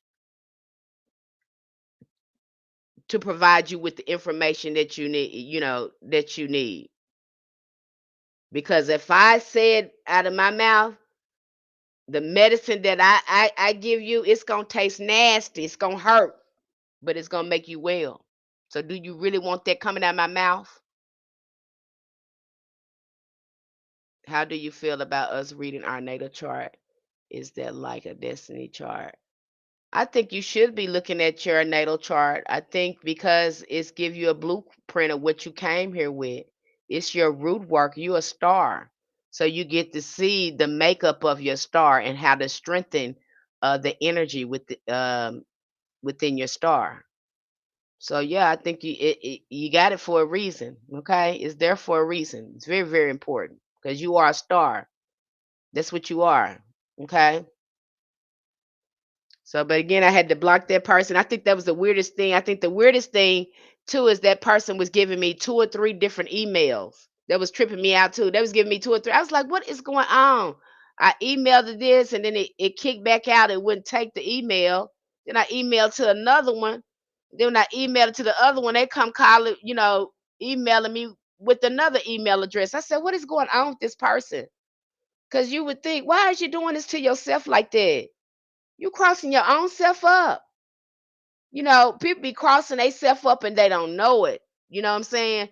They don't even be knowing it. They be sick in their mind. And that's why I say you can be sick in your mind and don't know it because you have normalized your sickness and then you get upset when other people won't accept your sickness. That's an op. I don't know who that was. But that was the craziest thing to me. They were sending me all these different crazy emails. Uh It was just crazy to me. And then to go to that profile and they got other people's post on this profile and zero likes. I said, "That's what are you doing here?" It's just crazy. But anyway, I blocked that person. I thought that was very strange, and the person was doing exactly what was in their chart. Okay, so I just took that as you didn't want to hear that. You didn't want to do it like that. Instead of looking at your chart, now I'm the problem. Now I'm your problem. Not you ain't concerned about fixing your life. What your chart telling you to do, telling you get you back on track with things. You're more concerned with me. So I'm gonna be more diligent about looking at people's profile, especially on TikTok, because that was the craziest thing to me. You know, that was the craziest thing. I had to go through there and look at that. Okay, you guys, I will be coming back here soon. I'm gonna let you go. Been up here for a little while now. Uh, and I think the next time when I come back here, because we've covered Obeah. You have the book, uh, the reference of the book. You can go get that book, but again, read slowly and with care because the people in there are racist rascals. You know, they just some funky dogs. I'm gonna say like we used to say when we was kids, you funky dog. That's what we said when we was kids. When somebody make us mad. So that's what So be careful with the book, but it does have some helpful information in there when we talk about Obeah. And I think I'll probably come back if I haven't talked about it before. Because I kind of think saints to me, when we look at hoodoo saints, it just runs into ancestors to me, but we're covering another interesting book that you guys are about to get soon. So it was one interesting saint that I want to come here and talk about that I didn't know anything about until um I did a presentation and a book review on this book, and I was like, "Oh my gosh, I didn't even know this kind of saint was up in there." But I'll come back and I'll talk about that saint because I thought it's peculiar. You're going to see it in there too because when I did a review on it and I kind of paused and I was reading, I was like, "Oh my gosh, I didn't even know a saint like this exists among the saints." So I'll definitely be coming back here talking about that. I thought that was peculiar. So I'll be coming back here probably what is that? Monday? Yeah. I'll probably come back here Monday come back here Monday and we will talk about those hoodoo saints and again what else we're talking about. Yeah. Yeah. So I'll come in there because we're covering that. And so I'll come here and talk about that. And then after that, we'll talk about servitors. That's when we're going to get into servitors. Because you guys will be getting into that soon. And I'll come back and talk about that. But for the most part, our next live stream is going to be about a hoodoo saint. One in particular that I was like, why didn't anybody tell us that? I wonder how many people know this about this saint. But we're definitely going to talk about it, and so I look forward to talking to you guys. Love you guys. And I will be talking to you soon. Let me get you right here.